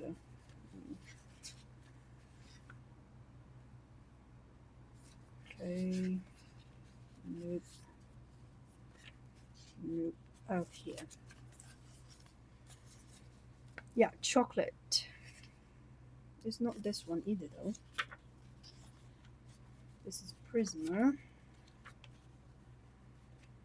This is my old swatch. I don't do those anymore. Yeah, but I'm quite sure it's chocolate. Oh, here. Chocolate. Yeah, that's the one.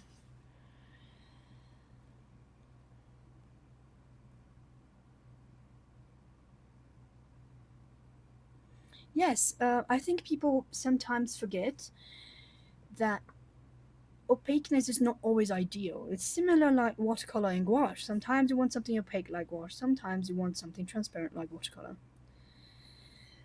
Chocolate is pretty good. And did you buy the Mars Black? Because you can pass Mars Black as brown if you want. And if you want something really good for shadows, uh, if you want specific light fast, taupe is pretty good as well. It's like a grayish. Is that what it's called? I think so. It's pretty good as well. But to be honest, my favorite brown is Caput Mortum by Polychromos. In fact, all of the details in her face here that I darken on top of the watercolor, here, here, here, here, here, even here, they are all Caput Mortuum. It's Caput Mortuum Violet, not just Caput Mortuum, because they have both. This is Caput Mortuum and Caput Mortuum Violet. And I do this, I do stickers. I have a shorts on my... Oh yes, so you're only missing, I think, chocolate.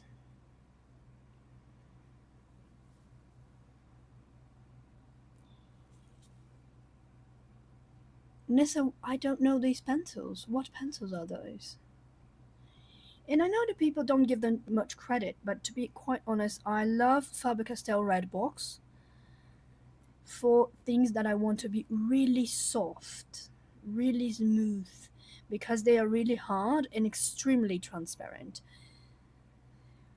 I think I have them here. The reason this exists, I will show you all. I'm sorry, I will have to move the camera. How do I do this? Ugh.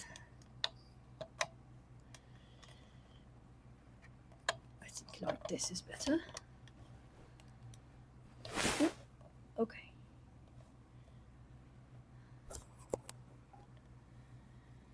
June go. Oh God, what happened here?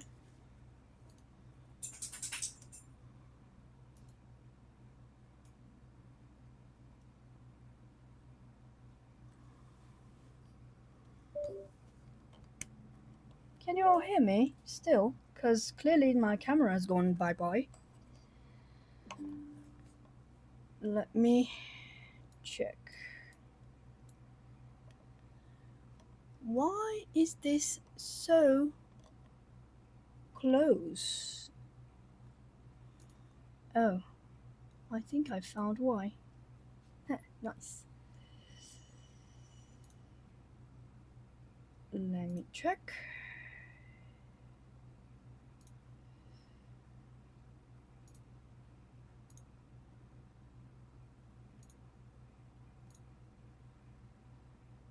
Can you all see me, or is it still not working?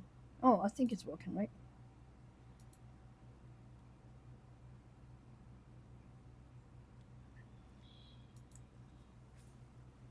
Yes, Brittany, that's true. The Faber-Castell, the red box, coming up to 100 colors in China, but they are different than the ones up to 72 colors.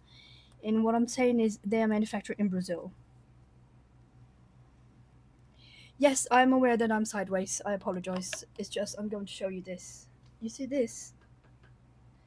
This is my trolley with my super large case. This is how I color. I keep them here and then I put them back and so on. And these swatches, they go here. I need to glue them in.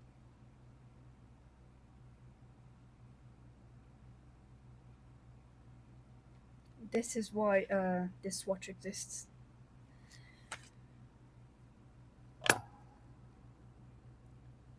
Yeah, let me see. Is this better now? No, apparently not. I'm still sideways.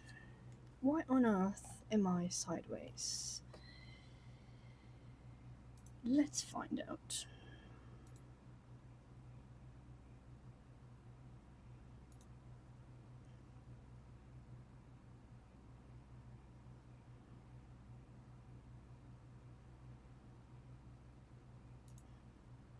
No, now I'm backwards. Okay. Okay. I think we're better now.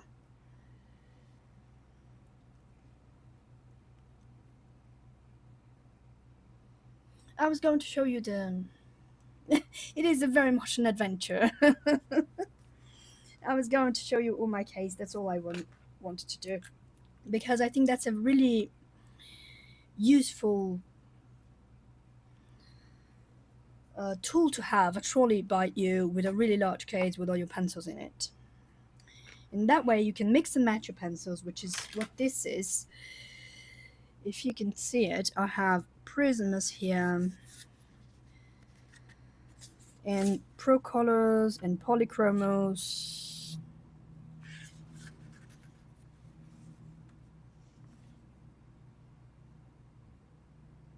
Oh, that's awesome, Angela. I do that with my budget pencils, with my warmer. I don't have a warmer pencil, but with my other pencils, I do the same thing. I keep them in a really large bucket that has. What is happening? Okay. Focus, hello. Come on. Ugh. Oh, great. Again. Right, better.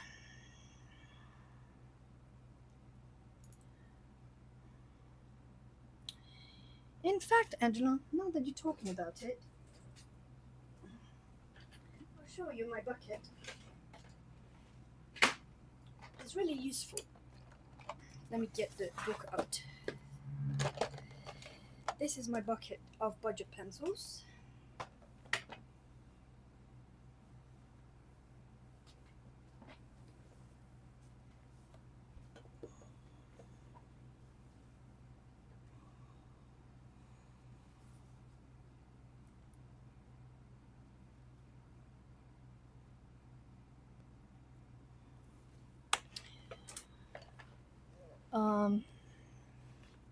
And it is like this. Let me see if I can show you. It has these dividers inside.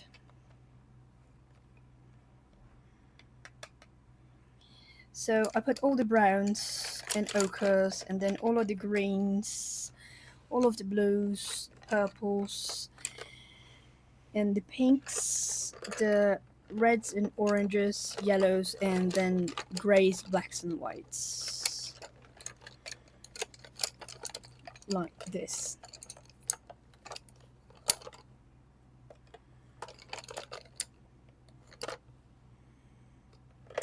It comes with 1, 2, 3, 4. It's 8 dividers. And I bought for a steal in AliExpress, I think. But I think you can find this in any marketplace, really. I think I searched for bucket or basket with dividers, something like that. And I have another one of those for my watercolor budget pencils, but those are not completely sorted yet.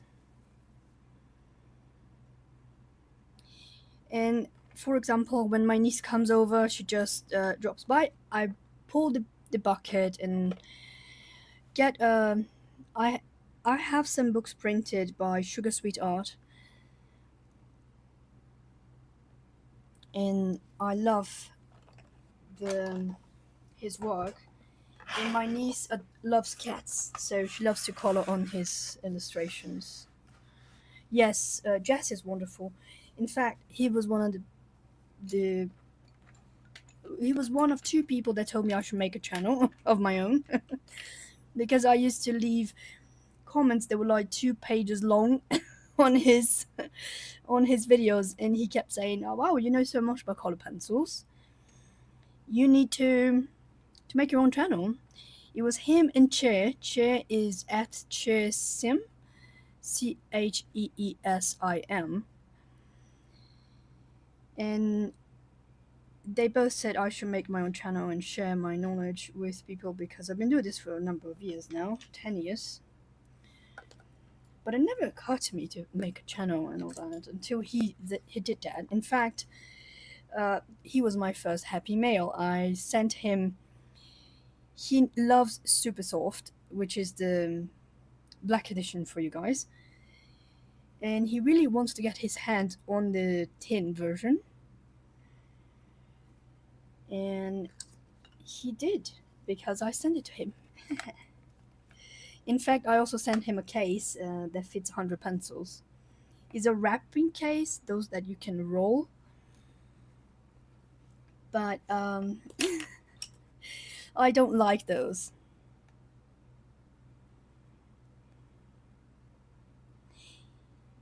Yes. You mean Sugar Sweet Art? Yes, he dropped the video last week, Brittany.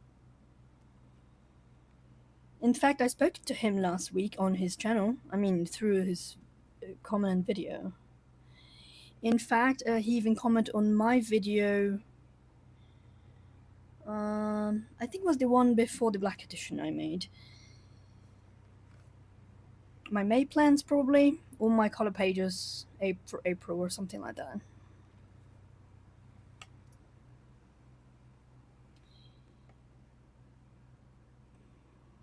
He is the sweetest person ever. He's lovely. He sent me a package. Yes, Chrissy, he usually posts once a week. It's really rare that he doesn't, but he usually posts once a week. He also has another channel where he just colors and kind of like a Bob Ross of coloring kind of thing. I never remember the name though. And it's a lovely channel, but he only posts like once a month or something. Yes, exactly, one day ago.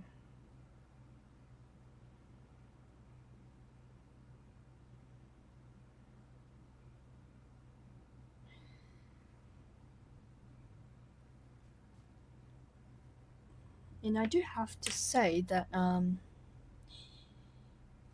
I do not remember. No, it was not Melconi. It was something different. Mr. Melodios, isn't it?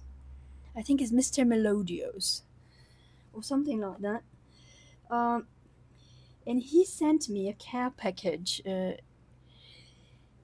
I think I know some of the things that were inside, but unfortunately, he didn't declare any value because it was supposed to be a gift for me. And then my custom did not accept and return to him the package full of things he had sent to me. He was so mad. He was like, "But I made the things. I made the books. I made the bottom. I made all of the things. So, you know, why are they being, you know, a bunch of bums about it?"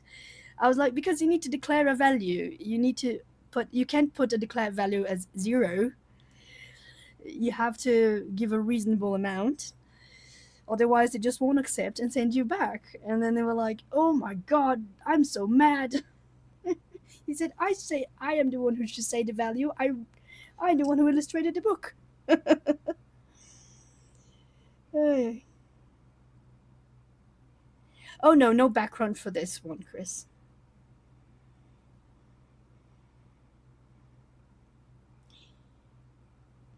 Yes, the same thing here, Nessa. Exactly. And I know Canada has also processing fee, right? Even if tax or the import fee is low, I know you still have to pay a flat processing fee. At least it used to be that way when I've been to Canada. I don't know if it's still that way. Um, Angela says, been wanting colored pencils from Brazil.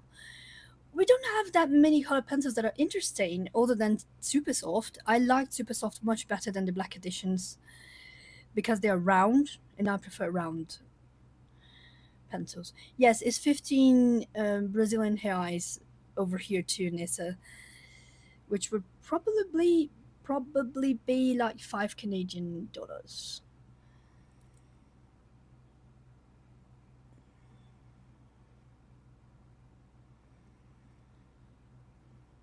Oh yes, I will declare the content as what it is in the case that I will send you, of course, and the same for Chris. I don't know how it's going to be in the United States now, but when I sent a package to Jess, he didn't have any issues receiving. In fact, I think it was in 13 days or so, it arrived just fine for him. And yes, I will be finished as soon as I've done the eyes and as soon as I finish this little golden part here, which I might get my ass moving and do it. Where is my other one? I need my clip to hold this better. And I'm using Polychromos black because it's not too dark. Here's the same thing. Nessa, books don't get touched. Thank you, Nessa. Auntie Chris says, "What are you doing with the eyes?" Oh, I'm going to paint the sclera, which is the white part of the eye, gray because it's never really white, to give a little bit of depth. And I will paint her, not paint, color.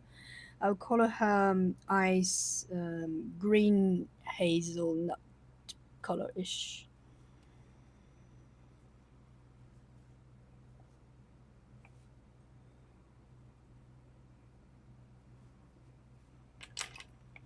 Almost done with the gold.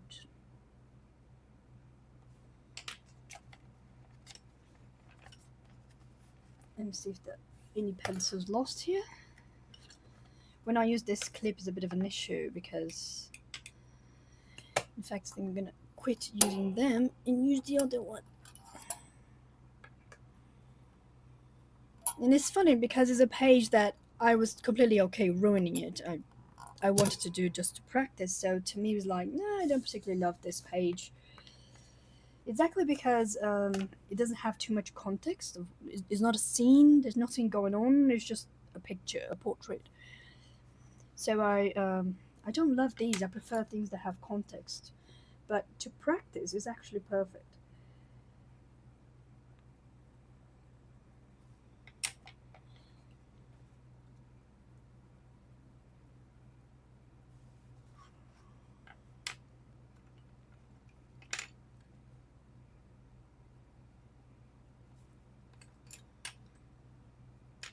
Almost done.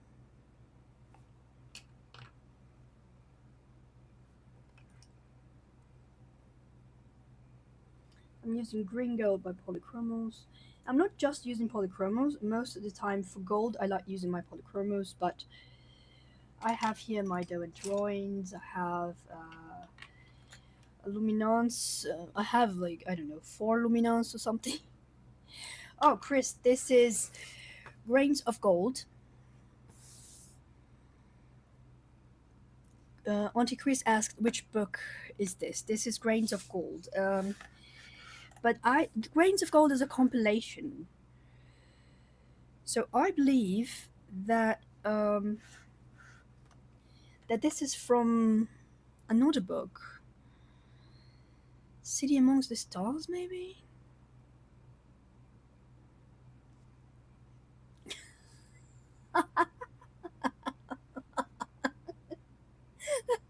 Well, they kind of sound the same. I don't know if you know how the word gringo came about, but it came from green and the word go. So it can sound like green gold, I suppose. Oh gosh. Ay, ay, ay.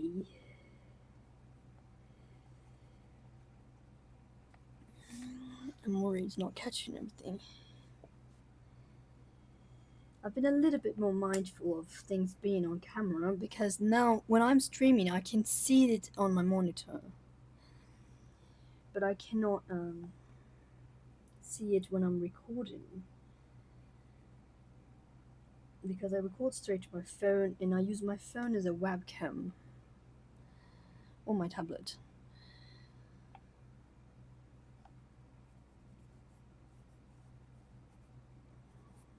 Now I'm gonna kind of burnish a little bit here, but it's just one pass. And I'm going to do, this is walnut brown and this is raw umber and this is green gold.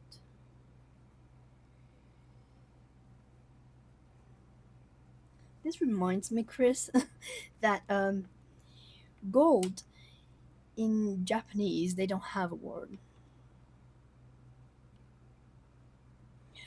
Oh, my tablet is not the best either. In fact, all of the reasons the issues I was having with my color balance was, I think, was because of my tablet because ever since I started using my phone, I never had to. I barely had to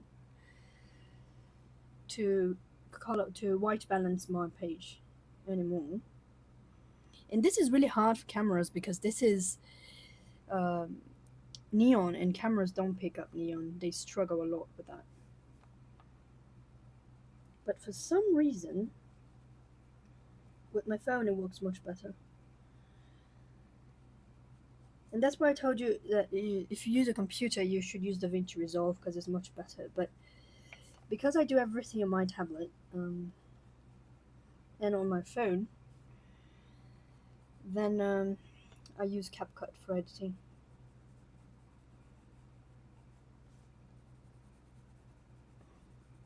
And I don't know if you know this, Nissa, but in Brazil, all of the phones you mentioned about your flip phone, all of those phones have been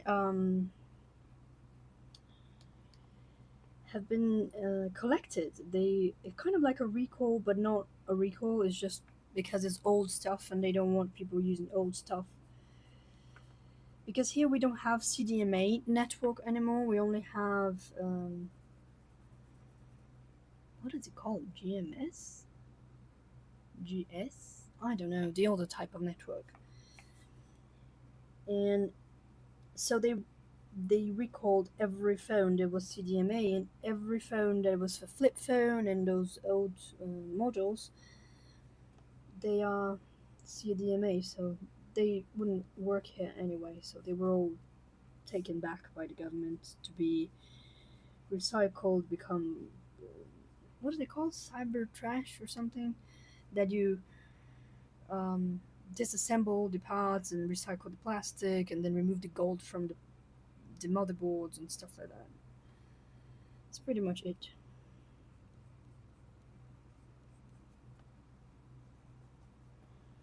Okay, this is wrong. I need it to be walnut brown.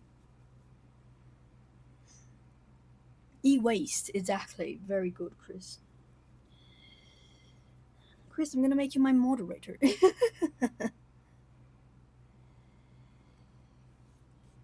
I cannot ever say I hate phones because I use my phone as my main source of work because patients. And I don't have a phone at the clinic. I only have my phone because I only work at the clinic twice a week, with rare exceptions like this month. But most of the time, I work at the clinic twice a week only. So in the other days, someone else has the clinic. Cybertrash sound like an amazing band name. It's true, right? With a really cyberpunk vibe. No, steampunk vibe. No, cyberpunk too. Yeah, cyberpunk too. I'm thinking about the game Cyberpunk. And I just remember that she actually has a band, one of the characters, right?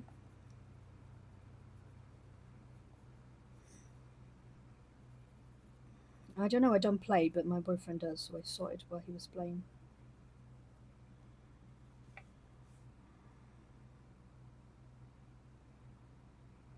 I'm thinking if there's anything else I'm forgetting. Oh, yes, there is. Yes, there is, Lucy.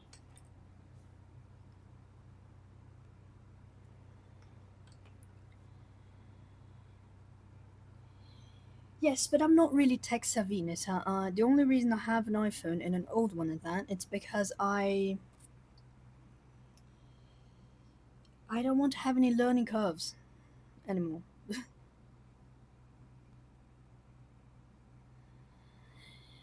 Oh, I get it, Nissa. I get it. I buy my phones used most of the time, and the minimal amount of learning curve possible for me, because I don't want to have to waste my time learning something, relearning something, when I could be learning something completely new.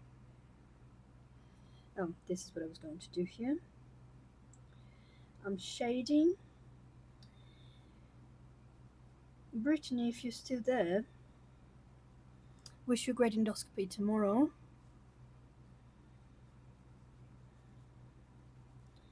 what I hate about endoscopy is the prep time. The procedure itself, I really don't mind.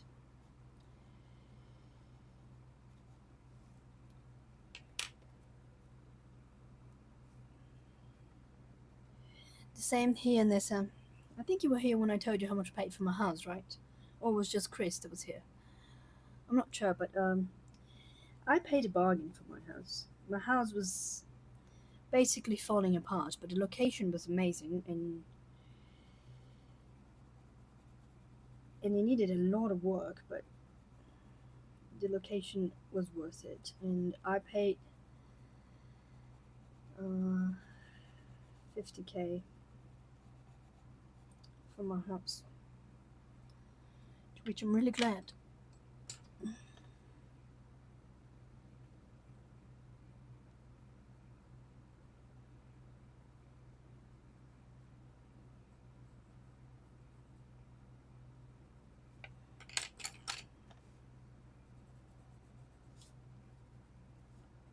And I highly recommend bargaining because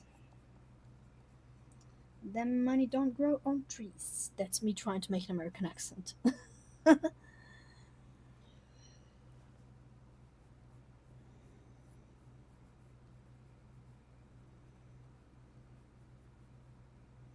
remember when I went to Canada, it took me a little bit to realize that they actually sounded different from the Americans. I went. I also went to Alberta, and in Alberta, that was really funny because they say car like car, car, and I was like, no way. They were telling me, you go there, you see that red car, you just turn left to get to where you want to go. Because I was asking for directions, and then he said, you turn there near the red car, and I was like, I'm sorry, what? Near what? Where should I turn? I was like, I'm not sure I get it. I made the poor fella repeat it 3 times till I realized he was talking about a car. And I felt so bad because he was being so helpful, but it took me a long time for the left and right side of the brain come up with an understanding of what he was saying. I was like, instead of saying, oh my god. And then I was like, does every Canadian sound that way? I met a few Canadian, none of them sounded that way. The only thing I ever realized that they sound different is the O, like oat, boat. But everything else sounds very similar to regular American English. And when I and then that's when I went to Halifax, and I was like, no, here everyone sounds much more normal. I did struggle, I admit. Why is my thingy not writing? I need a piece of paper. Okay. It was funny. It was really funny. And I feel bad still because of the man was being just extremely helpful, and I was feeling like an idiot. I was like, it doesn't even look like I speak English for 25 years. Because I'm not understanding what he's saying. It was similar to me when I went to Liverpool in the UK, and I was like, and I heard people on the street walking down the street and talking, and I felt like an alien because I'm like, I cannot understand a word they are saying.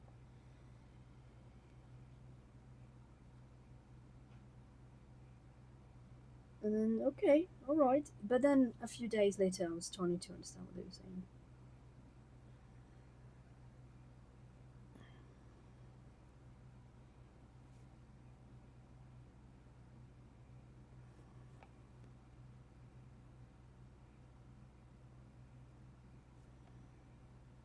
I'm just doing some white gel accents.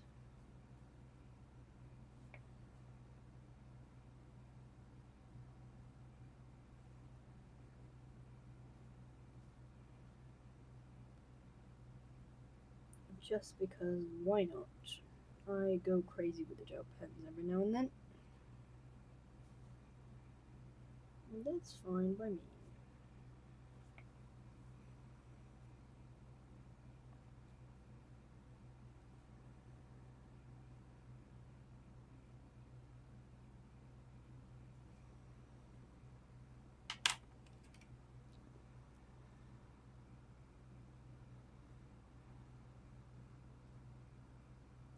I did visit.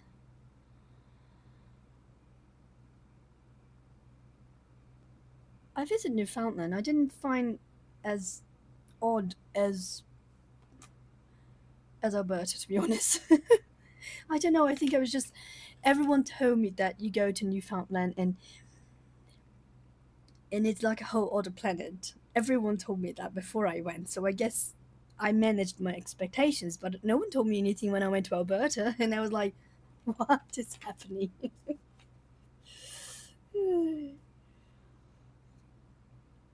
And I had no idea that Albertans do say "bub," because I always thought that was a Wolverine thing from X Men. It turns out people actually do say "bub" in Alberta, and I was like, "Okay, I guess now I know why Logan says bub." Yeah, me too. I absolutely love it. I'm not making fun of anyone, by the way. It's just that I find funny the way I could not understand it. But another place I've been to was a community in the Appalachian Mountains, and that was wild. That was incredibly wild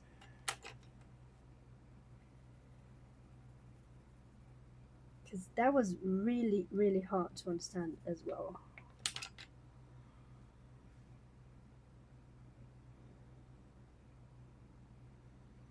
That acquaintance of mine from Jersey, she said, "Oh, we're going to the Appalachian Mountains. Didn't want to go," and I was like, "Yeah, okay, fine, I'll go." And I went with her, and then we stopped by to chit chat with some locals. And I still don't know what the conversation was about because I do not understand a word they were saying. I was like, "Oh," and my Irish friends were there with me. They were like, "Okay, they will know, right? Because they already have a quirky accent on their own." And I was like, "What? What did they say down there, up there?" And they were like, "I did not understand a thing." So apparently, my Jersey friend Vanessa, she understood the Appalachian guys, but I did not. I still don't know what they were talking about. Uh, so I left all the talking for her because I was like, I don't want to be embarrassed again by asking them for the umpteenth time to repeat. Ibai, what you be doing today? Hey friend, what is it by? Ibai? Rural Cape Breton Island has its own accent too. Oh. It's funny because I did notice they sounded a bit off, but for some reason I could understand them. I mean, I didn't smoke much. I ordered a coffee, and then we went back on the boat and went back to Newfoundland that same day. So to Newfoundland. Did I say Newfoundland? No, to Halifax, Nova Scotia. I mean,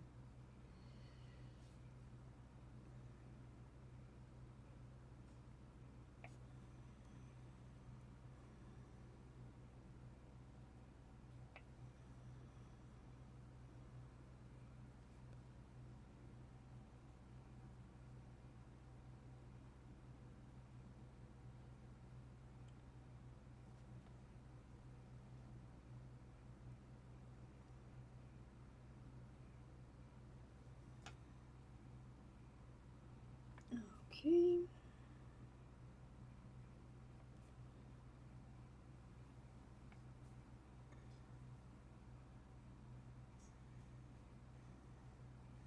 The umpteenth time.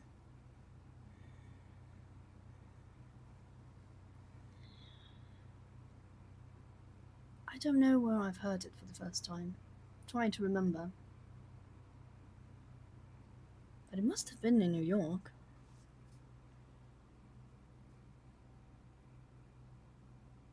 Or it could have been LA too.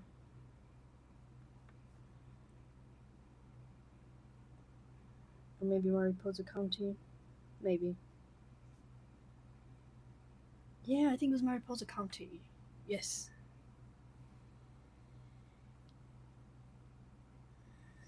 Well, even though I did travel the world, like I mentioned before, I don't know my own country that well, unfortunately. Because it's cheaper to travel to the US for 3 months than it is to travel to the Maranhenses, Lençóis Maranhenses.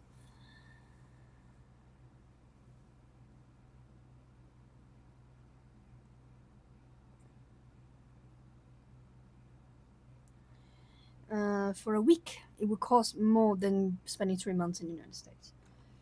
Traveling, I mean. I'm aware, Queen Bee. Welcome to the chat. Welcome to the Fox Den. And yes, I'm pretty sure Chris is aware because she knows Spanish, so. And he's not really a Caucasian person, he's really a North American person, not just a Caucasian person. But I said green gold for the pencil, and she thought I said gringo something, and it wasn't. And gringo means green, go. That's where it came from.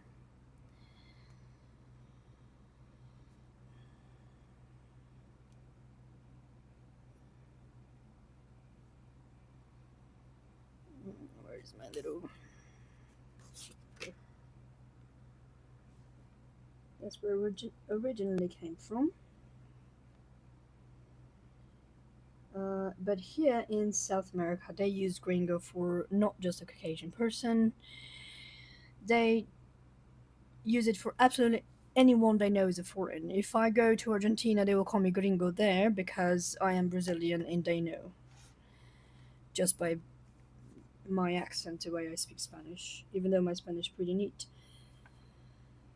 Or used to be back when I was fluent. I do not consider myself fluent in Spanish anymore because I spent way too many years without practicing. When I worked with exchange programs, I used it every day and I could pass for a local if I wanted. I did pass for a local a few times, in fact. But not anymore. It's been over 20, no, 15 years. So.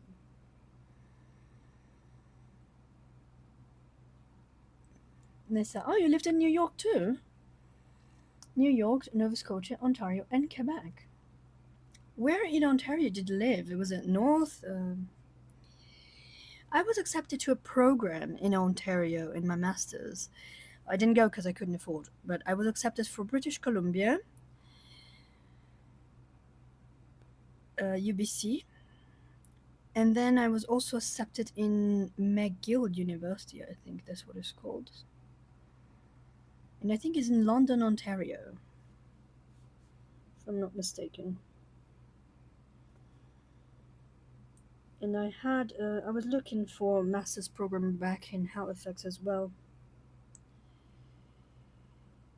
But I ended up giving up there because I wouldn't be able to support myself there.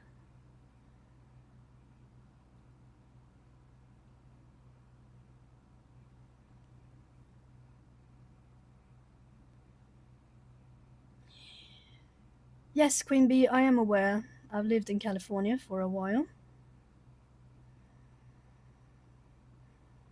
I even mentioned a few of my experiences there in the last time you were on.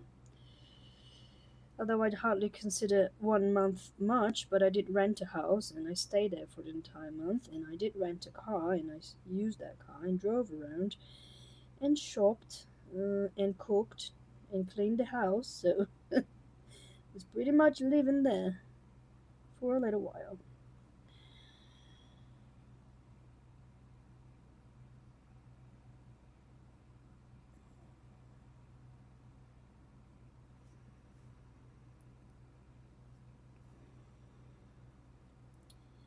But I have to say that in the United States, my heart belongs to Portland and in the West Coast, and in the East Coast to Pittsburgh. Because my favorite team is from Pittsburgh, so I absolutely love it.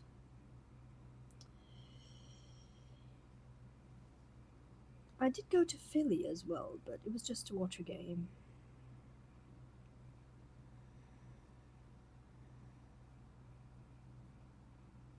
Oh, Chrissy, you're a Pittsburgh girl.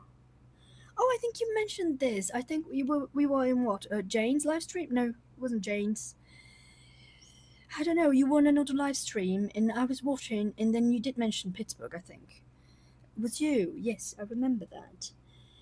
And yes, it's my favorite place in the whole East Coast of the United States because let's go Pens.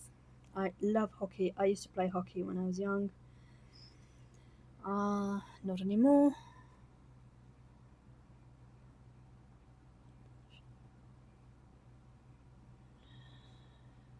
Spanish descent into the country only speaks language Spanish. Oh yes, me too, Nathan. I do not claim any place or culture. I am South American by birth, so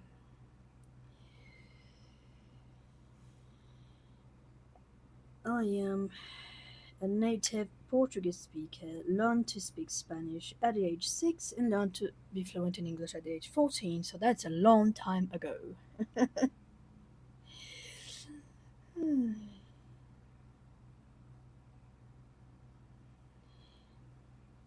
We actually called Latin Spanish because Spanish is from Spain. And because Spaniards colonized most of Central America and most of South America, we call that Latin Spanish.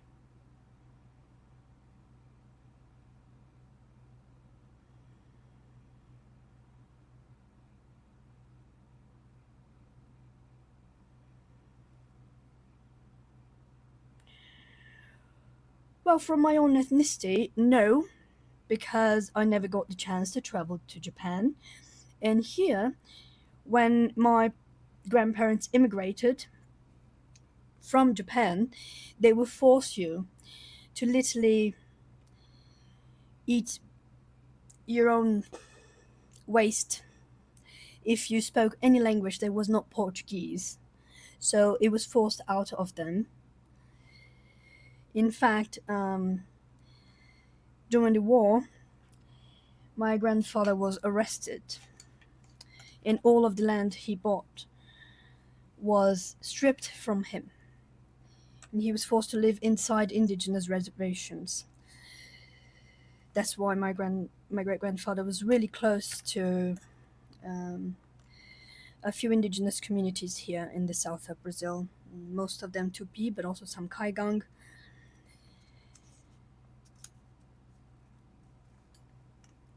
And so, no, I do not speak Japanese, unfortunately. I am learning, but it's really hard. And from my mother's side, I lost touch with them after my mom disappeared for a while. So I only got in touch with them late in my adolescence again. And I do speak a little bit of German, but it's a dialect because it's a German that is no longer spoken. Because when my um, my ancestors came here to Brazil, they unfortunately were expatriated. And back then it was still Prussia, so Prussia.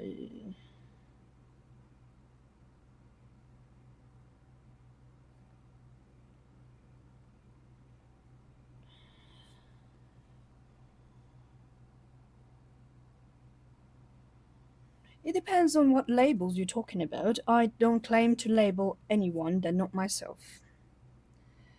Or the people in my region, of course, right?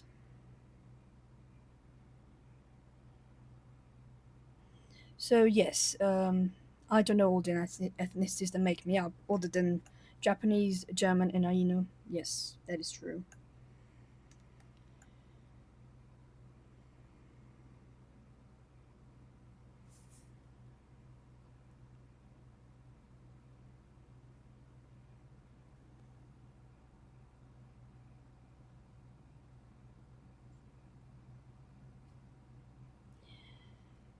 Thank you, Nessa. You are lovely. Thank you, Chris.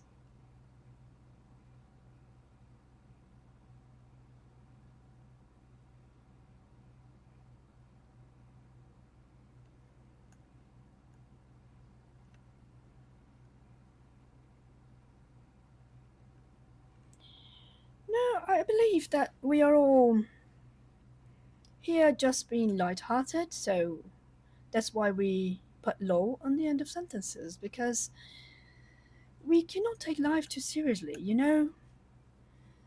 Life is already too heavy. We don't need to take life too seriously in a coloring channel. The whole point is to relax and chill out. And everyone in here is welcome to relax and chill out.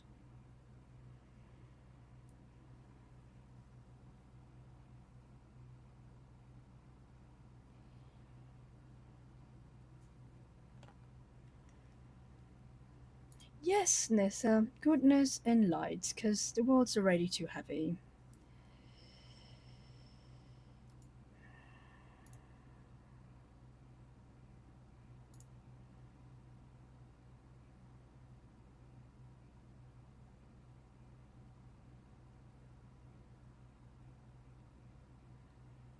Change.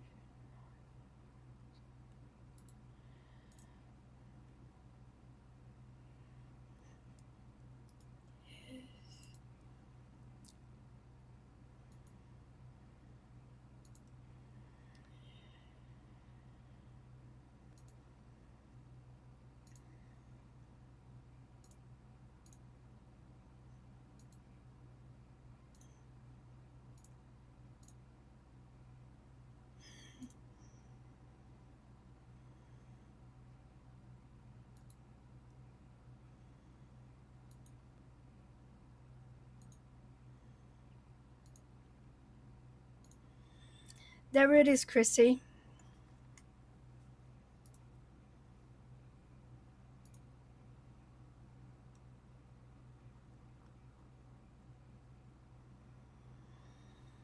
Yes, no need for anything too heavy for ourselves.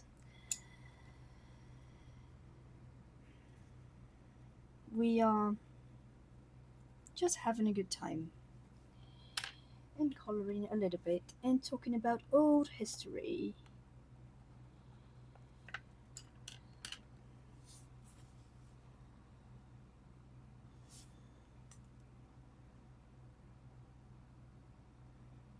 Thank you, Chris, so much. Oh no, it doesn't bother me at all. I realize it was bothering you girls. 800 for what? 86k seconds? Well, I never thought I would ever have to add a moderator, to ever have a moderator, so you know.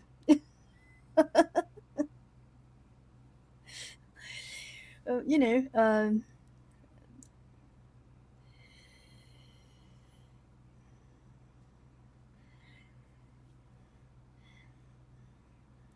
to be honest, it took me a while to understand that there was an insult happening. I guess I'm just slow.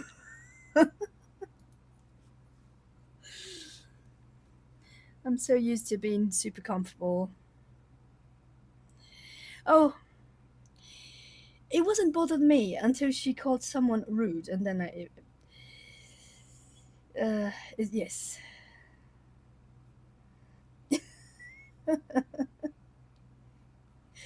Uh,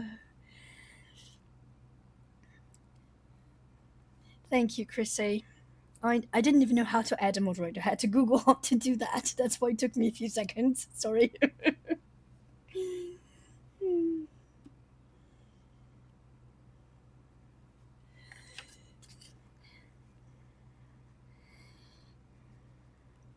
Yes, yes. Also,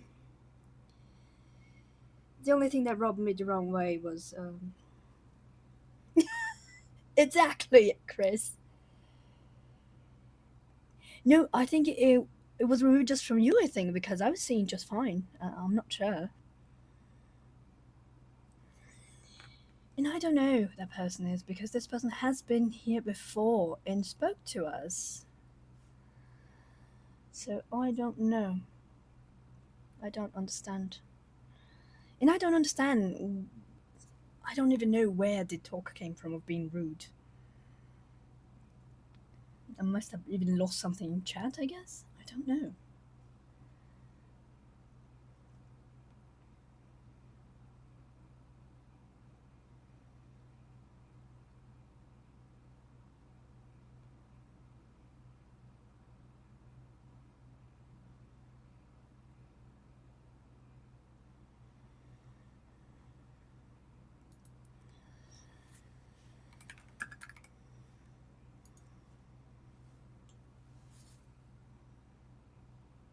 Yes, Chris, I'm okay. I was just upset when you said you were being rude for using lol. That is not okay in my book. Oh, okay, okay. You already seen her before. I saw her in my chat once and she said she was gonna put my link to an international community or something like this. And that was it. I do remember she mentioned something that ticked me off, but she left for her Bible study after that, so I didn't say anything about it. Yeah, where have you seen her, Chrissy? Now I want to know. Yeah, Chris, I just didn't like when she said that you were rude for using lol. That's not okay. You're my friend. You can use lol as many times as you want on my chat.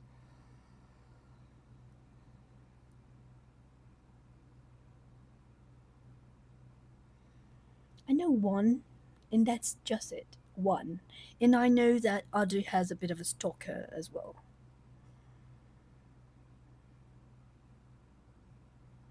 On Barbara Collars? I've never seen a troublemaker on her channel. I always thought her channel was the chillest of them all. I never saw anything odd in the chat, but at the same time, I don't speak French all that well. So maybe? But yes, something that rubbed me a little bit the wrong way was when I was talking about a homeless person I met in San Francisco. And what I read at first, I confess I also didn't really understand. That person just said that people are homeless because they want to and they want to follow rules, and that was really heartbreaking to hear for someone that is going to a Bible study. You know? What happened with compassion and give the other cheek and thou shalt not judge kind of thing. And I am not even a Christian. Yeah, maybe we should just warn, just in case it shows up on Anika as well. Um, and I don't even know what she was talking about. That I am talking to people about their own ethnicity or something. I don't know. I don't know where in the world people would think I said that.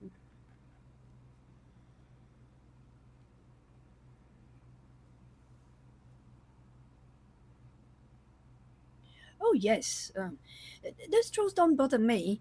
Although I was really, really angry while Adri was telling me about the troll she's got.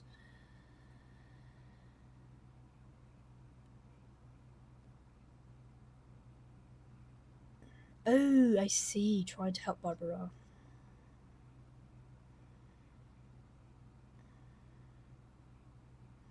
Yes, I see. I do find funny though that I come from the Spanish side of the Americas. True, my country is not native to Spanish, but we are surrounded by Spanish, so we basically grew up learning it by osmosis. And then I cannot say whatever it is that she thinks I said, which is funny to me. And also, Barbara is awesome at English. I don't know why anyone would want to correct her.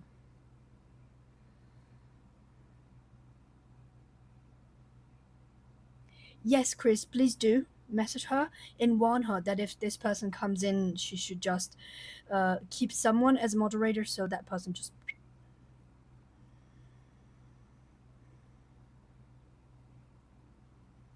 Oh, I see.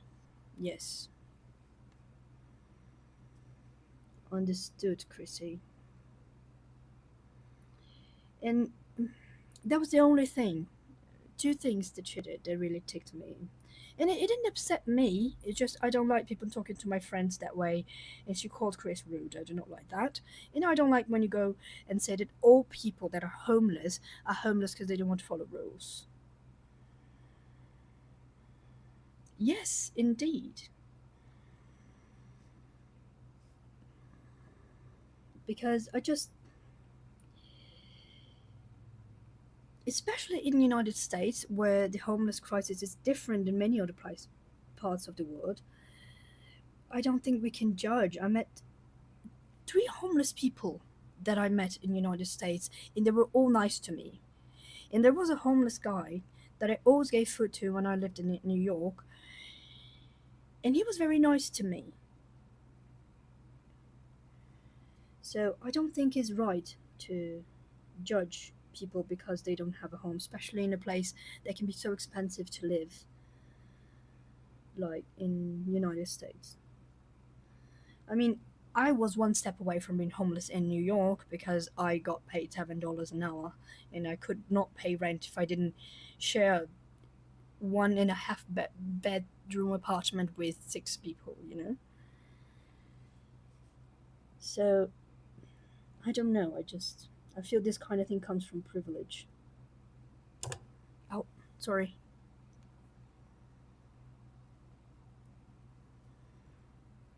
Oops.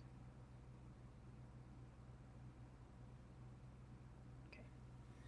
I think I need to fix this a little bit. Yes, better. Yes, I mean, homelessness is not something anyone chooses. Homelessness is something that happens to us by life circumstances that we do not have a choice, or the choice of homelessness and something else is worse. Yes, absolutely. I mean, when I was in LA, I met a teacher. I think I mentioned this last time I streamed. She was a teacher. She was looking for another job in Texas because the house market in LA was insane and she couldn't afford to pay rent and she was living in her car.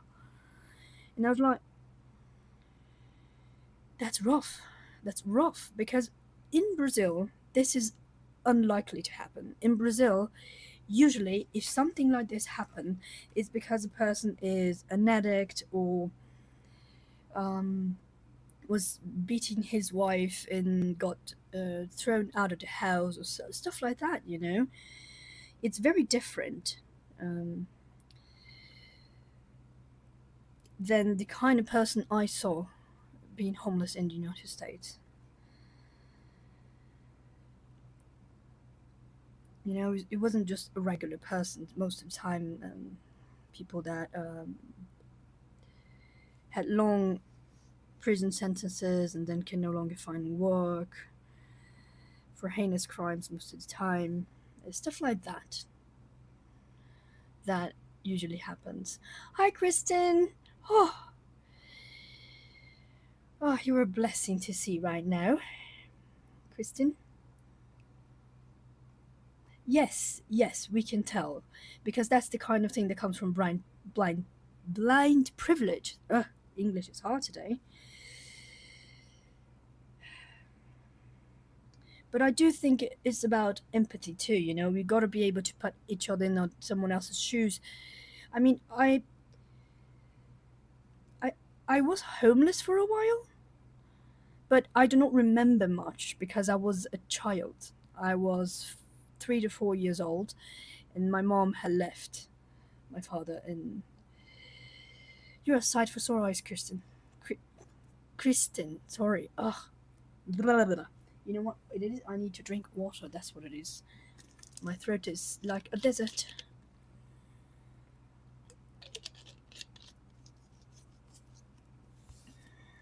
You are. Kristen, you didn't miss much, but you missed me with my own first troll, apparently. I don't know if that's what a troll is, but I guess kind of. Someone who's just been insensitive. Or too sensitive, maybe?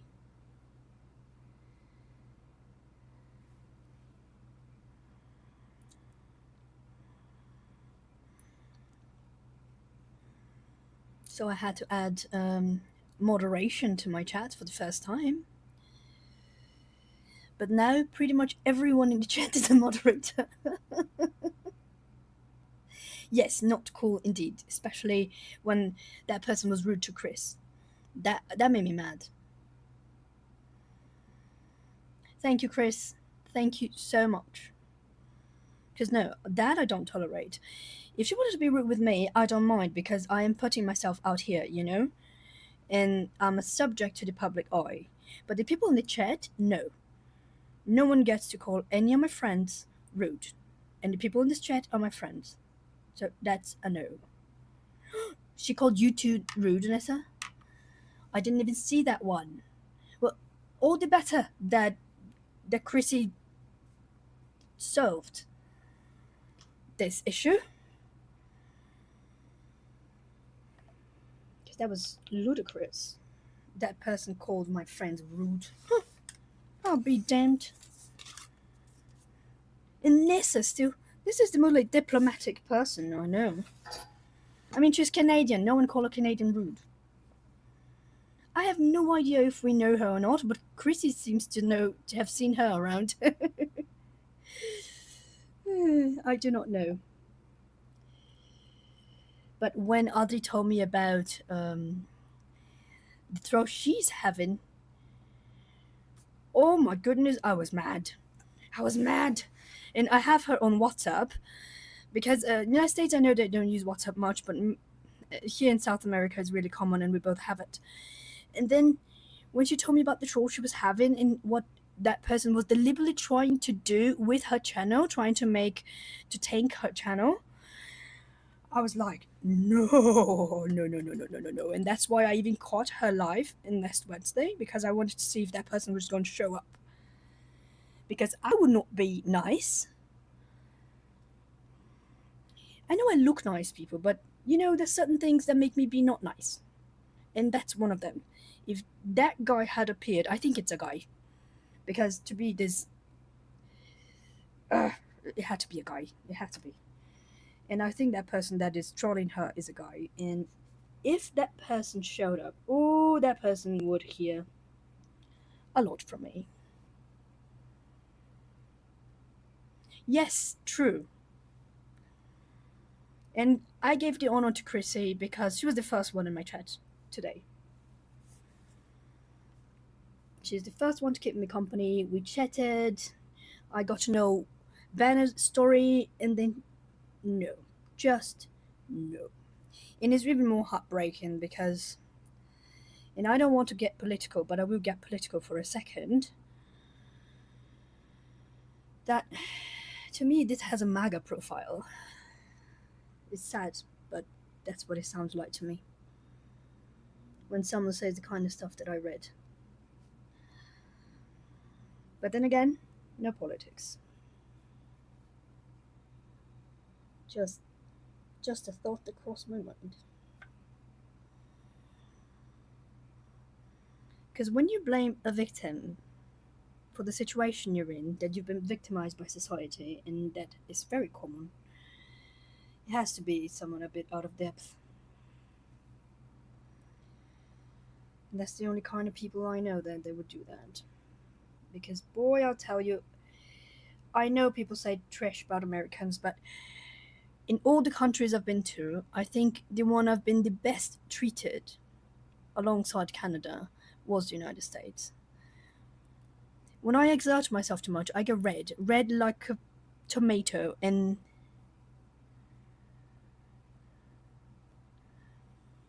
yes, something like that.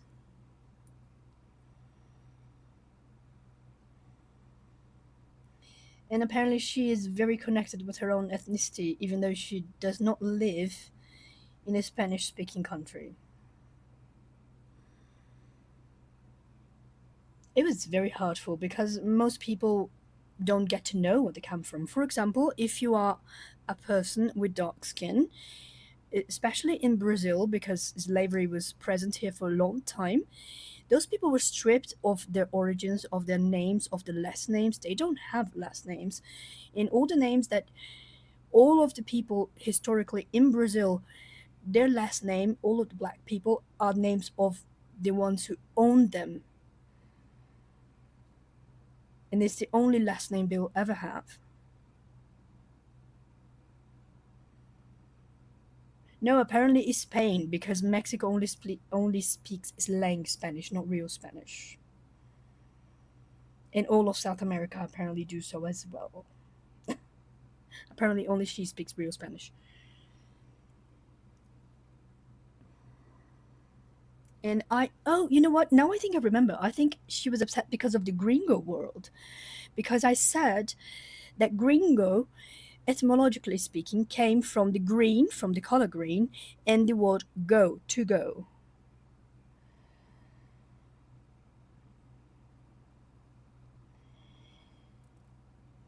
You know, when she told me that she was talking about an international state, it took me a while to understand.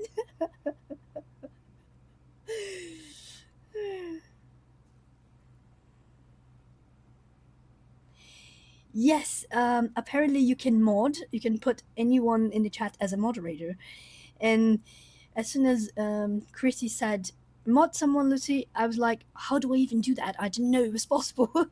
So I went to Google how to do it, and then I turned everyone that was in chat, other than her, as a moderator in that moment. And I told Chrissy to take away. And Chrissy, what did you say, Chris? That Chrissy took out the trash? Yes, pretty much. Yes, thank goodness. But it was it was idiotic, but it was funny. I have to admit, it's so ridiculous that and absurd that it has its own funny side. Yes. Well, no wonder you're Wilcox Mama. You know, you're like Mama Bear. You just cleared house. And yes, I didn't mind about the Spanish yada yada stuff much, but when she called Chris rude, and now that I found out that she called Nessa rude, huh? Okay, that is not okay. Definitely, lots of pretty hearts for all my lovely friends, including Kristen, that didn't have to witness all the nonsense we witnessed.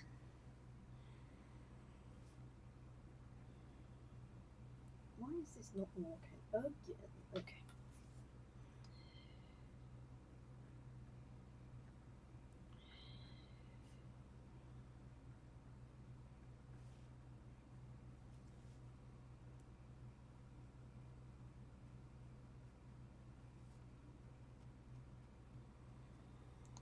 And then as soon as she was bounced out, you got in, Kristen. You see, that's why you are a sight for sore eyes, because you getting in is just lovely.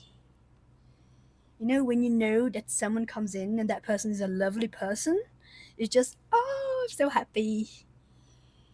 Nothing is better than seeing people you want to interact with getting into the chat. That's the best thing.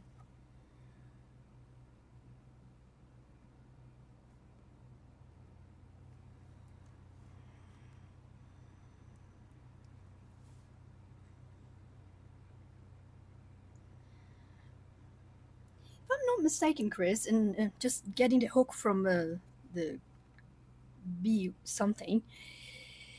Oh, I'm glad you liked it. It was actually everyone in chat from the other live stream that picked the colors. Chris, you fluent in Spanish too, aren't you? Or something. I know you've been studying Spanish for a very long time.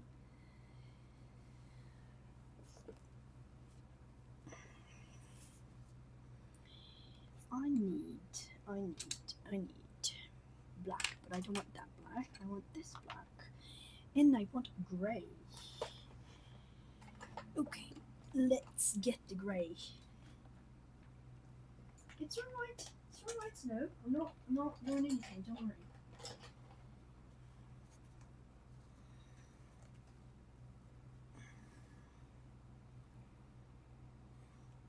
Fluent-ish.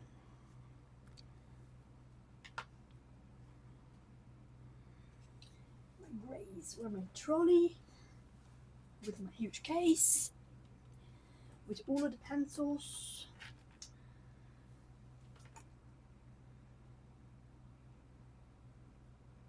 I want warm grey 5, 3, and a warm grey 1. Let's give it 2 just in case. Hi, Laurie! Oh, sorry for the noise, guys. Just dropped a book. Great to see you, Laurie. Really great to see you.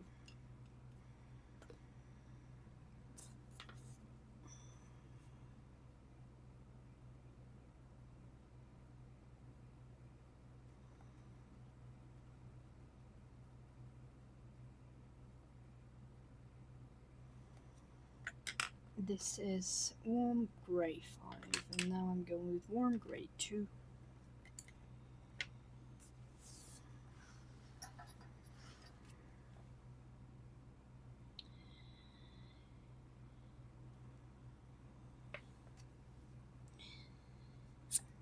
And we were talking about ethnicities and mixed ethnicities and stuff like that, and getting on the hook as well. I do think sometimes we think we know things about a certain aspect of something, and sometimes it's not exactly what we thought it was, you know? That's why history is there, for us to dig through it.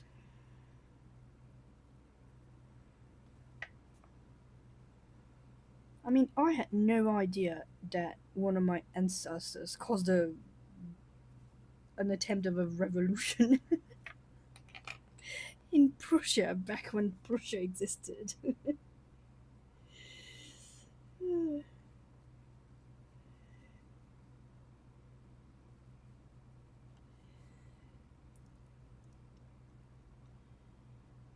And I was like, really? My ancestor was a revolutionary? Kristen, this is Laurie. Laurie also has a channel. She's also a badass. She called out wonderful things. And you know what I found out on her last live stream?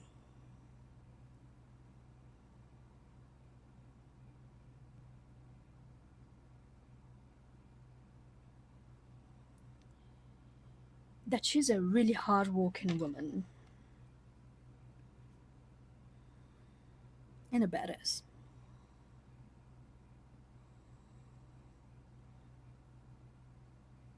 Indeed, she is. Amazing things.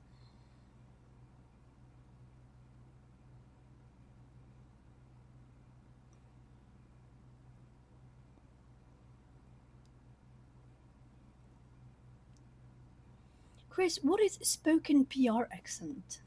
I don't even know what that is.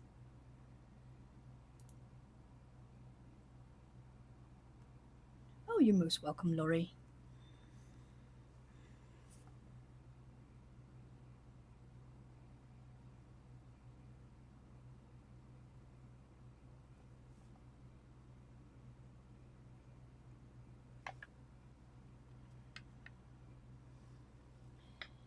I want warm grey 3 now.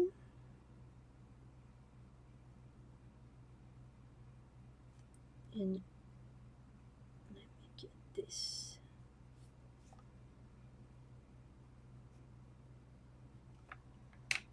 And I want Caput Mortal Violet. Nope, I actually want Burnt Carmine. Oh, maybe that one. Nope, it's Burnt Carmine, but for colour.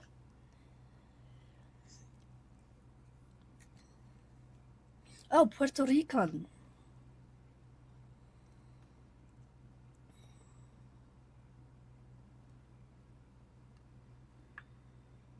Yes, it's fast. It's fast.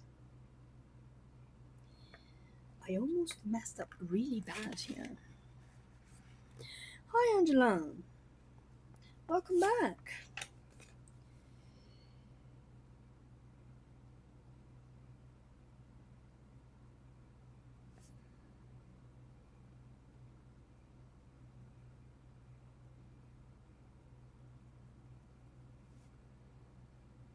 I'm thinking ProColor doesn't like this paper very much.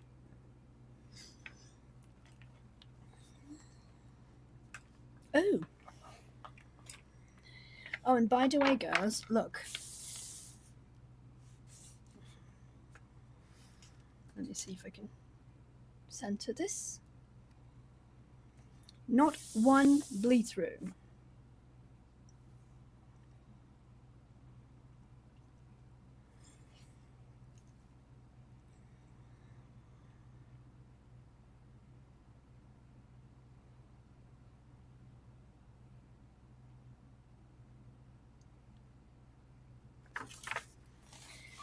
Okay. I'm going to zoom in a little bit.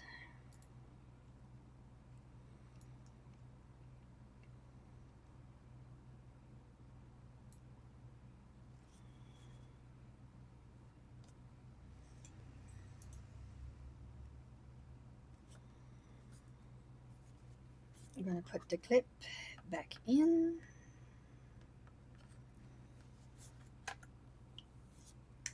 Let's see if I lost something in the chat.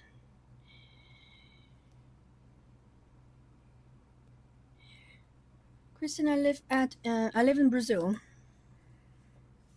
in the south of Brazil, so the cold part of Brazil, that most people don't know exists.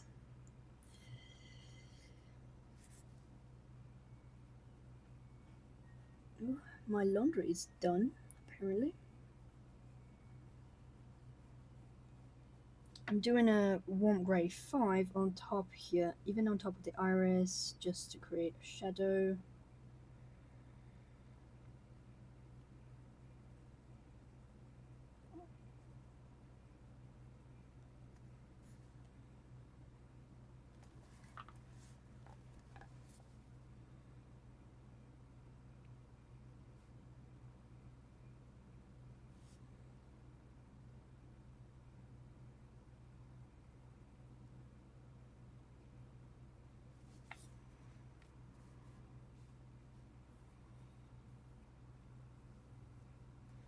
Yes, that's one of the things we were talking about, that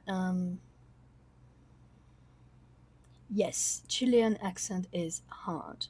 I do okay with the Argentinian accent.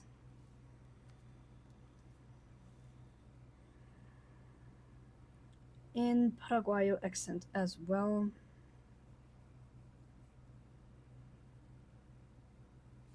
Okay, now warm gray 2, just for blending a little bit. And I do sometimes have to control myself not to overblend. And now, here we go to the eyes, so it's gonna be over soon.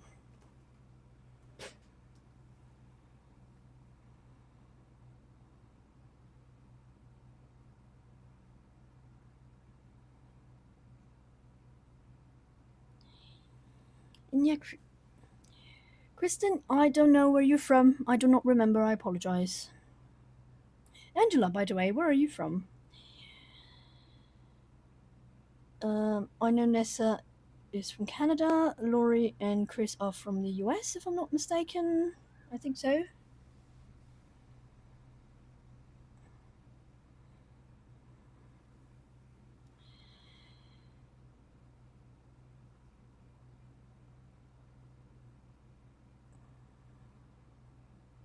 Oh, California, Angela. Okay.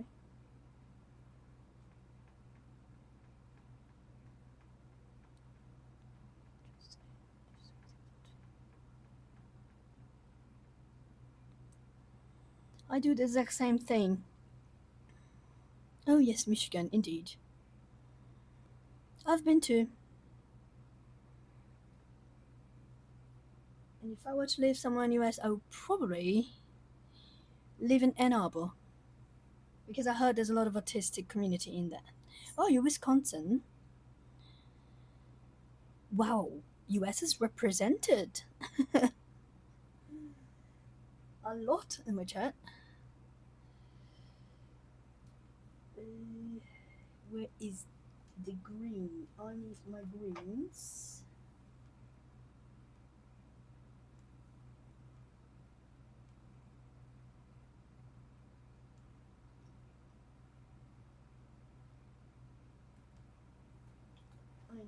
green, and I need. I'm gonna use green gold again.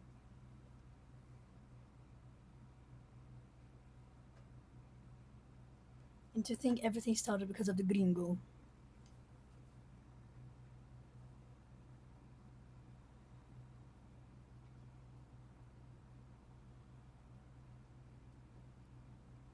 Oh, really? I had no idea. That I do not know. Because last time I've been to the US, that was still not legal.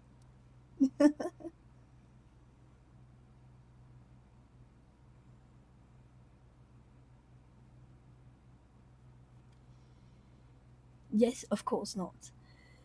Um, Chris, you gotta post something on the YouTube channel of your little dogs. Wait, you're the one that got the dogs that are from Mexico?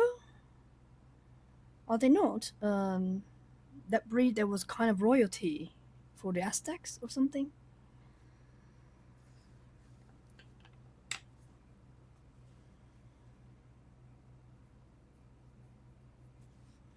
No, this one is too dark. Chromium green opaque. Okay, I think this one would do. I don't know. I'm not liking this. If yes, I had no idea how to pronounce that. I know they're called Zolos, but I have no idea how to pronounce that. Zolo Itsukito or something like that. And the Chihuahua, yes. I have to admit, I do not love Chihuahuas, but my problem is not really with Chihuahuas. My problem is with the pinchers because they're way too annoying, especially the ones from my neighbors. Gosh, they annoy the heck out of me. So I don't have problems with Chihuahuas. My problems are actually with pinchers. I love all dogs, but sometimes they reflect their owners way too much. It's a dog similar to the Pharaoh dog. I don't know if you. Um, it's similar to the Pharaoh dog.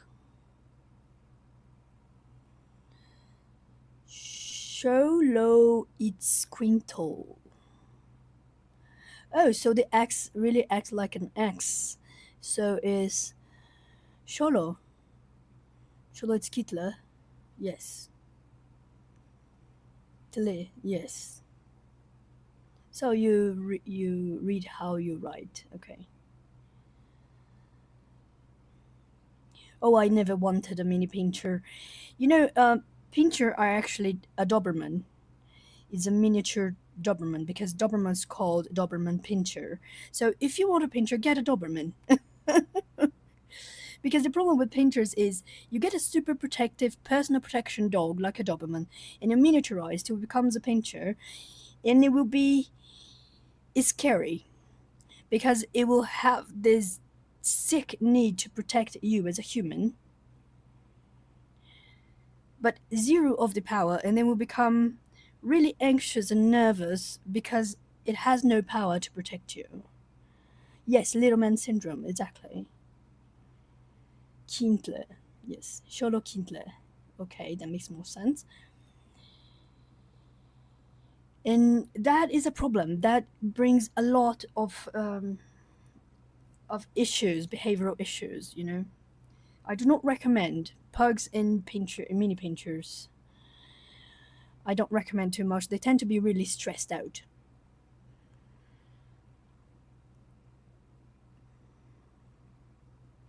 As lovely as they can be, because they can be, they tend to be really stressed dogs. All of the micro-sized dogs tend to be really stressed.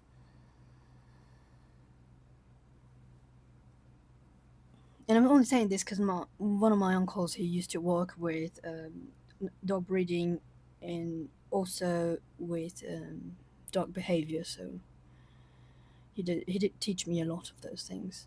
And I was obsessed with dog breeds when I was a child.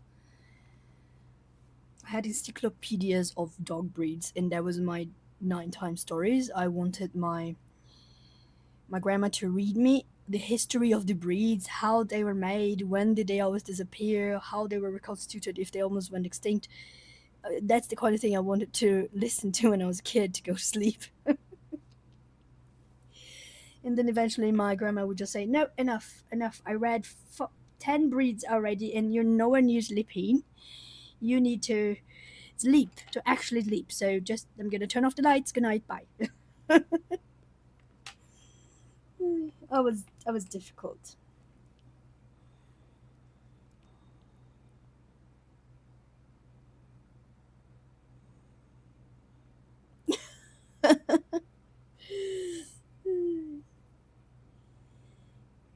Yes, I'm a geek through and through. When I was a kid, my even up to my late teens, my dream was to be a veterinarian. In fact, Chrissy, but I worked with my uncle, and he wasn't a vet. He was just a behavior expert, amongst other things. But he knew a vet, and he got me to. Um, he did put me to watch, basically, just watch what happens in a vet clinic, and I couldn't handle it. I realized I can handle human suffering, even though it pains me, but I can handle it. But animal suffering is too much for me, so I changed fields, changed plants, and then I became a physical therapist for humans. Even though when I rescued Fitz, my cat, we had that. The lady from the shelter that I asked for help with because he was in pretty bad shape in the first veterinary clinic that kept him for a while said that he was not going to live. So I called the shelter and I said, "Do you have any other vets I can take him?" Because I don't want to give up on him. And then this acquaintance of mine said, "Take her to this vet, Dr. Katya. And if she says it's a lost cause, it's a lost cause. But she she's a miracle worker." So I took him there. And she said, "You're a physical therapist." "Yes, I am." I said, "Okay, so you're going to do the same you used to do in the neonatal care unit with the babies to remove all the air from under his skin." And I was like, but that's a cat. I don't know what the anatomy is. I don't know not even how many vertebrae they have. I don't understand the cat anatomy. She was like, "Okay, treat it like it was a baby." And I was, but it's not a baby. It's a cat. But I did. I treated um, my cat as if it was a baby, and I did the manual physical therapy. It's manual physical respiratory therapy on him, and it worked, and he's alive.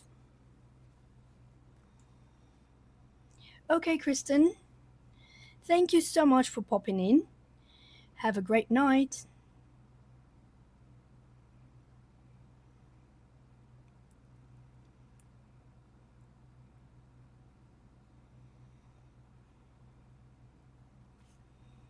Okay, what did I miss?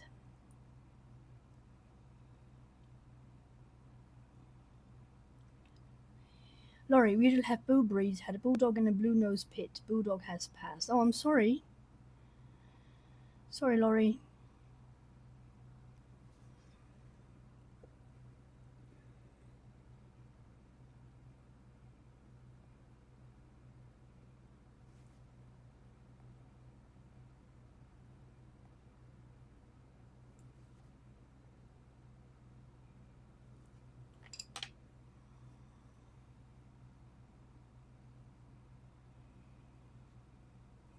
Okay, good night, Nessa. I did finish. I literally just finished, so I'll be ending the stream soon. I'm still not sure what to do with the stars though, but I might just paint them in a neon color.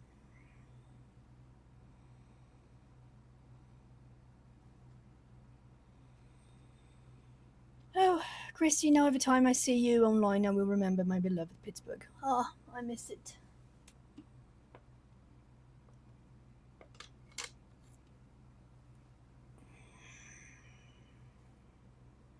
No, this is orange. I do not want orange. I want neon purple. No. Purple? No, I want neon pink.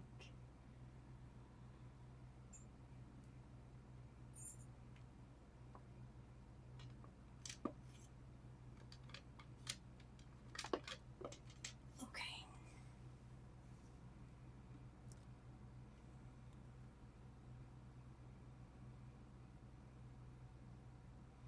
Thank you, Kristen.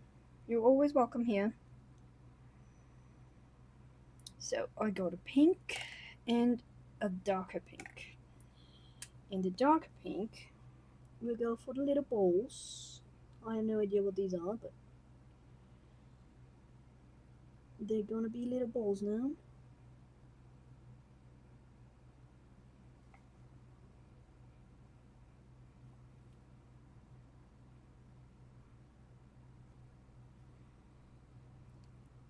Oh, don't get me wrong, I'm not bashing any dog breeds. Especially because if there are any issues with any dog breeds, it's the human's fault, never the dog. Just mentioned that they can be difficult to handle sometimes.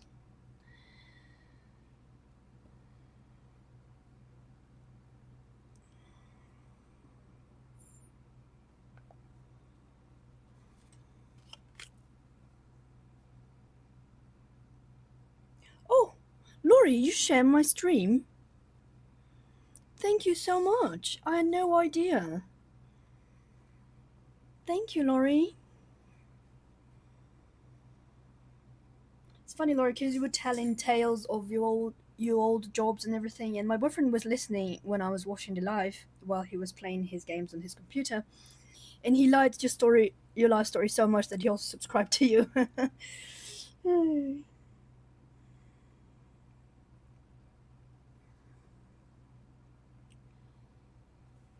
Let's see. Why is it not working? When I want it to work, it's not working. Oh, okay, now it's working. Nice.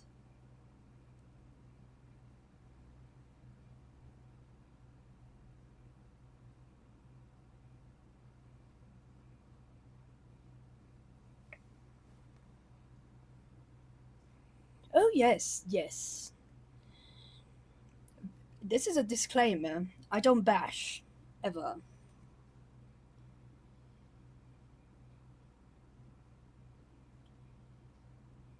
I love all animals. Even snakes that I'm terrified of. Even jaguars that once I ran away from when I was a kid. Because I didn't want to become its dinner. All of it. Just simply think some things I do not encourage from humans, that's all. You work in a pet hospital?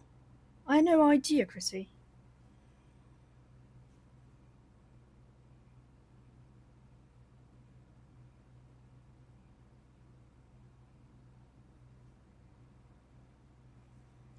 Almost, Chris, almost.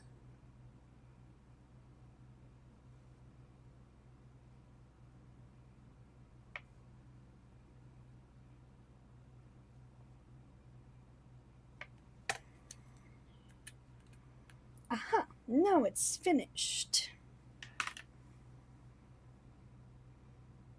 Maybe, probably.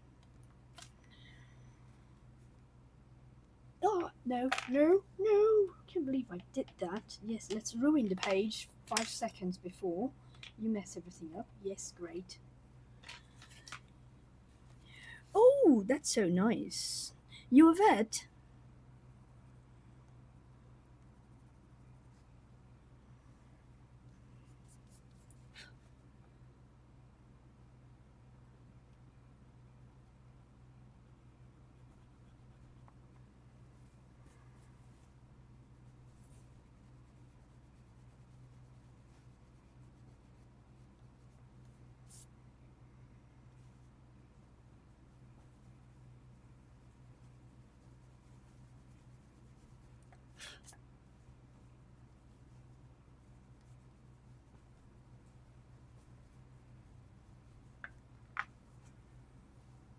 Oh, tech, no lab tech. Okay, ER tech, no lab tech.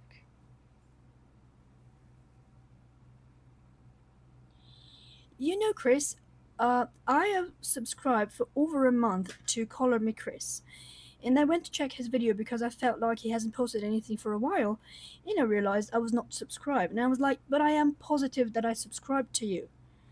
I even left a comment on one of his videos, and he said that YouTube has been unsubscribing people, so sometimes we think we're subscribed because we are, but YouTube just unsubscribes us apparently. I had no idea, but apparently that's a thing. Yes, finally it's done. Let me see if I can find the thingy on the software I'm using to reduce the zoom so you can see the whole page. I'm even gonna change camera. I'm gonna get it ultra wide. You're gonna see all the mess in my desk.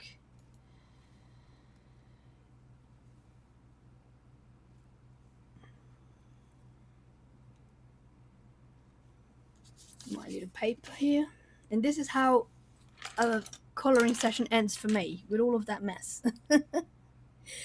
And then I just put them back on the cases before I go to bed.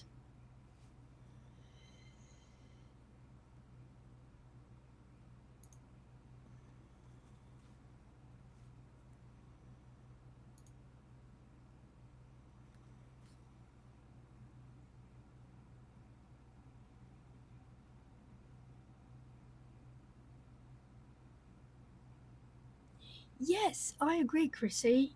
It's what I said before on the live. The world already sucks. We don't need more of that. So we bring out the good stuff. And squishy pets that we can kiss and cuddle with. Oh, yes, she was already streaming when I started actually. It's in the same hospital, FBR department, just different part of it. Oh, yes. Definitely a good time. I absolutely loved this. I like it. I just don't like to have to clean it up afterwards, but if I don't, I know what's going to happen. I'm never going to clean it up then.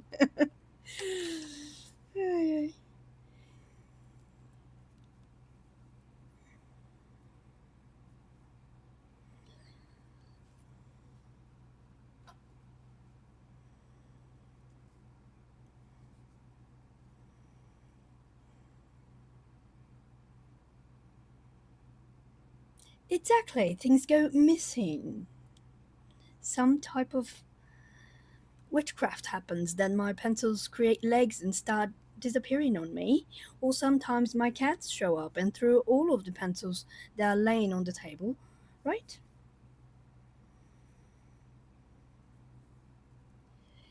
Thank you so much, Chris, for your company. You know you are much, much loved. I always blame my cat, even when I'm not sure it was my cat. But I have 6 cats, so the odds are it was probably one of them. Good night, everyone. Good night, Chrissy. Good night, Chris. Good night, Laurie. Thank you, all of you, for keeping me company, especially since I didn't schedule this. I just popped in. So thank you so much. Good night to everyone. See you Saturday. Bye.